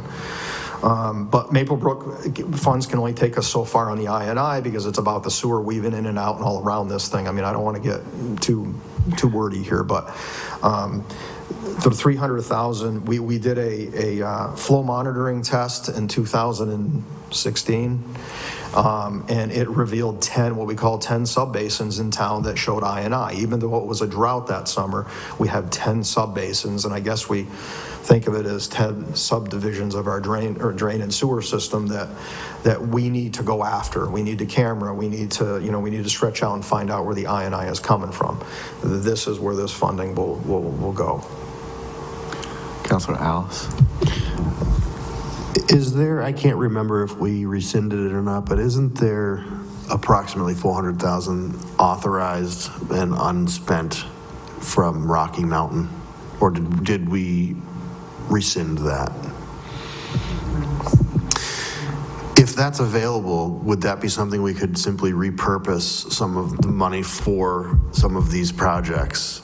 Rocky Mountain? Well, Rocky Mountain's done, and I believe it's closed out, and I believe it came in at 600,000 as opposed to the million that we appropriated or authorized. So there should be, unless we rescinded it, for approximately 400,000 of unissued Rocky Mountain falls under the water enterprise. That's what we're in. We're in water enterprise, aren't we? That's what you put I and I We under. were talking about, is it? Yeah, you have it We're on listed- I&I. Oh, this is sewer, listed under In sewer sewer. enterprise. Sewer? Oh, Yeah. sorry. No. I thought we were in okay. water. I thought I put something in the wrong It's place. getting late and I'm tired. It's okay. Me too. So my apologies, but I guess that'll be my question, because I do have to leave because of some other things. But anyway, that will be my question if I'm not here for the sewer portion, or the water portion, rather. Counselor Mass? So fair to say I and I affects both water and sewer? Not drinking water, no. No. Storm wastewater? Stormwater and wastewater is the problem there. Inflow, infiltration, whether it's intentionally put in the sewer system or it's infiltrating from the And so ground. stormwater is not covered out of the water enterprise fund at all? Drinking water, no. No, stormwater is not covered out of the water enterprise fund, is what you're saying. We don't cover that out of water enterprise. Correct. Wastewater. So I heard a lot of things that you said that had to do with why I&I is an issue, what we did last year, but historically, we've asked for 200,000 a year. Why did we increase specifically to 300,000? Why not 400,000? Why not 600,000? Why not 150,000? Why 300 as opposed to 200? I requested the 300,000. I'd like to go back to the Maplebrook just a little bit. We are using some of them funds towards I&I because of where the sewer is located in relation to the Maplebrook culvert. So we got some funding there that we're working on that now. We're actually cameraing some lines extending off the Maplebrook and so on and so forth. That was appropriated 4 years ago, correct?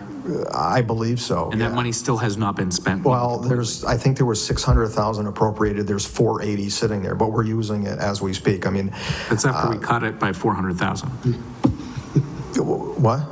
We made a dramatic cut to that line item and it still isn't spent. Right. There was a gap in time here. Like I said, every appropriation we have is moving right now. It's being worked on. Would it be useful for you to have the Maplebrook line item repurposed for I&I generally at any location? Would that make it more useful rather than just at that one location? Or is there enough work at Maplebrook to actually use all of that funds at that location? In this year.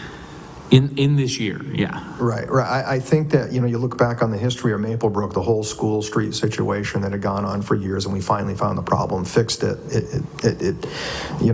I think, I looked at it differently. When we started out with Maplebrook Culvert, the funds, when I came back, the first thing I asked the engineering department is, let's start at the northest part of that culvert and start working south, not jumping all over down here, there, and everywhere. Let's start working that culvert from where it starts to where it finishes.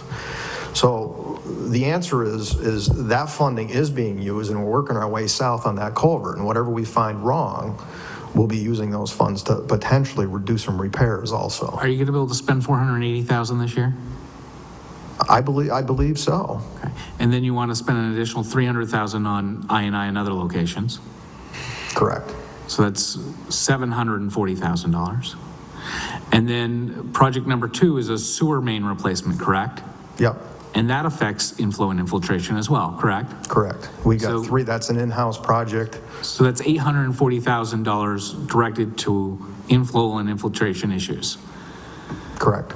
Historically, we've done $200,000 a year on inflow and infiltration. Is there any reason to believe if we just do the Maplebrook and the sewer main that we won't be meeting DEP's good faith estimate, that we'll be making progress, continuing to make progress? Is there any specific threshold that they say we need to meet in this particular year? Well, I think when you talk about 10 subbasins, they're not in the area of Maplebrook. So, I mean, I'm trying to separate the two to get the most work done for our money.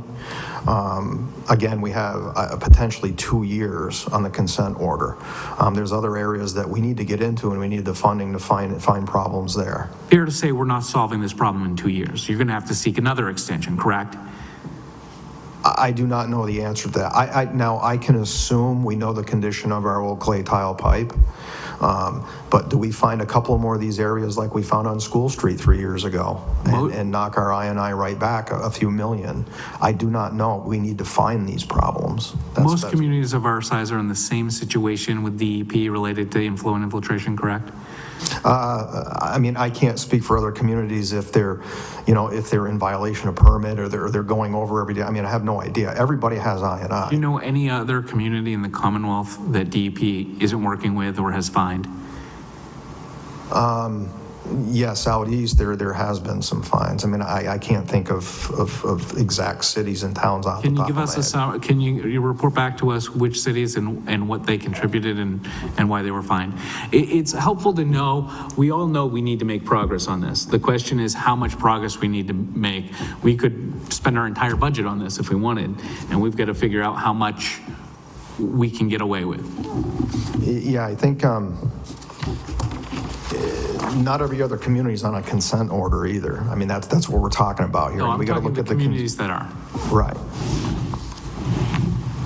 Are there other questions related to water and sewer capital projects?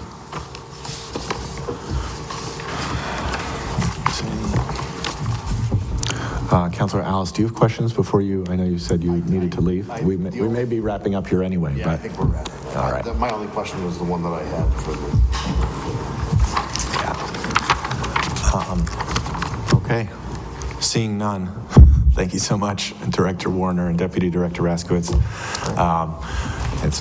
It's been fun and it's been informative. So really, thank you. Thank you.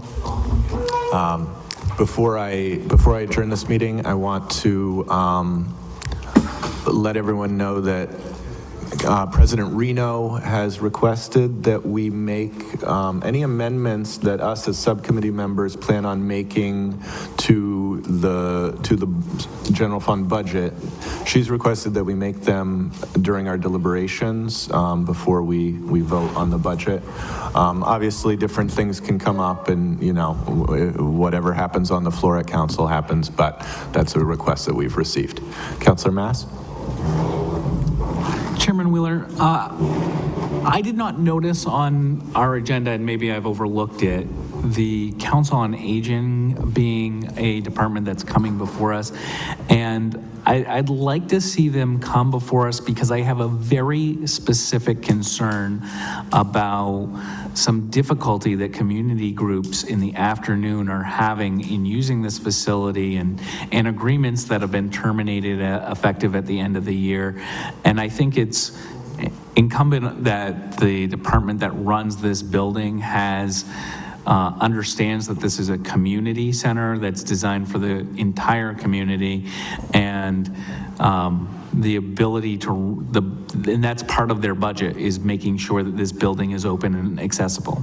And if you could extend an invitation, I'd appreciate that, because while I'm not actually entertaining many amendments to this year's budget, I am considering a amendment to that budget if I don't get some favorable answers before the end of the budget season. Point taken. Thank you, Councilor Mass. I will extend that invitation. Councilor Alice? Yeah, I was just going to say that I will, if I have any amendments that I'm looking to make, I will try to do that as early as possible. I have always tried to do it as early as possible.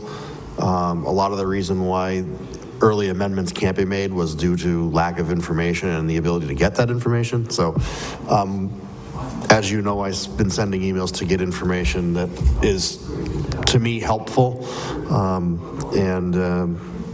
So if in fact I'm looking to make any amendments, I will try to do that, as I always do, as early as possible. Very good. I appreciate it. And with that said, I adjourn this meeting at 9:38.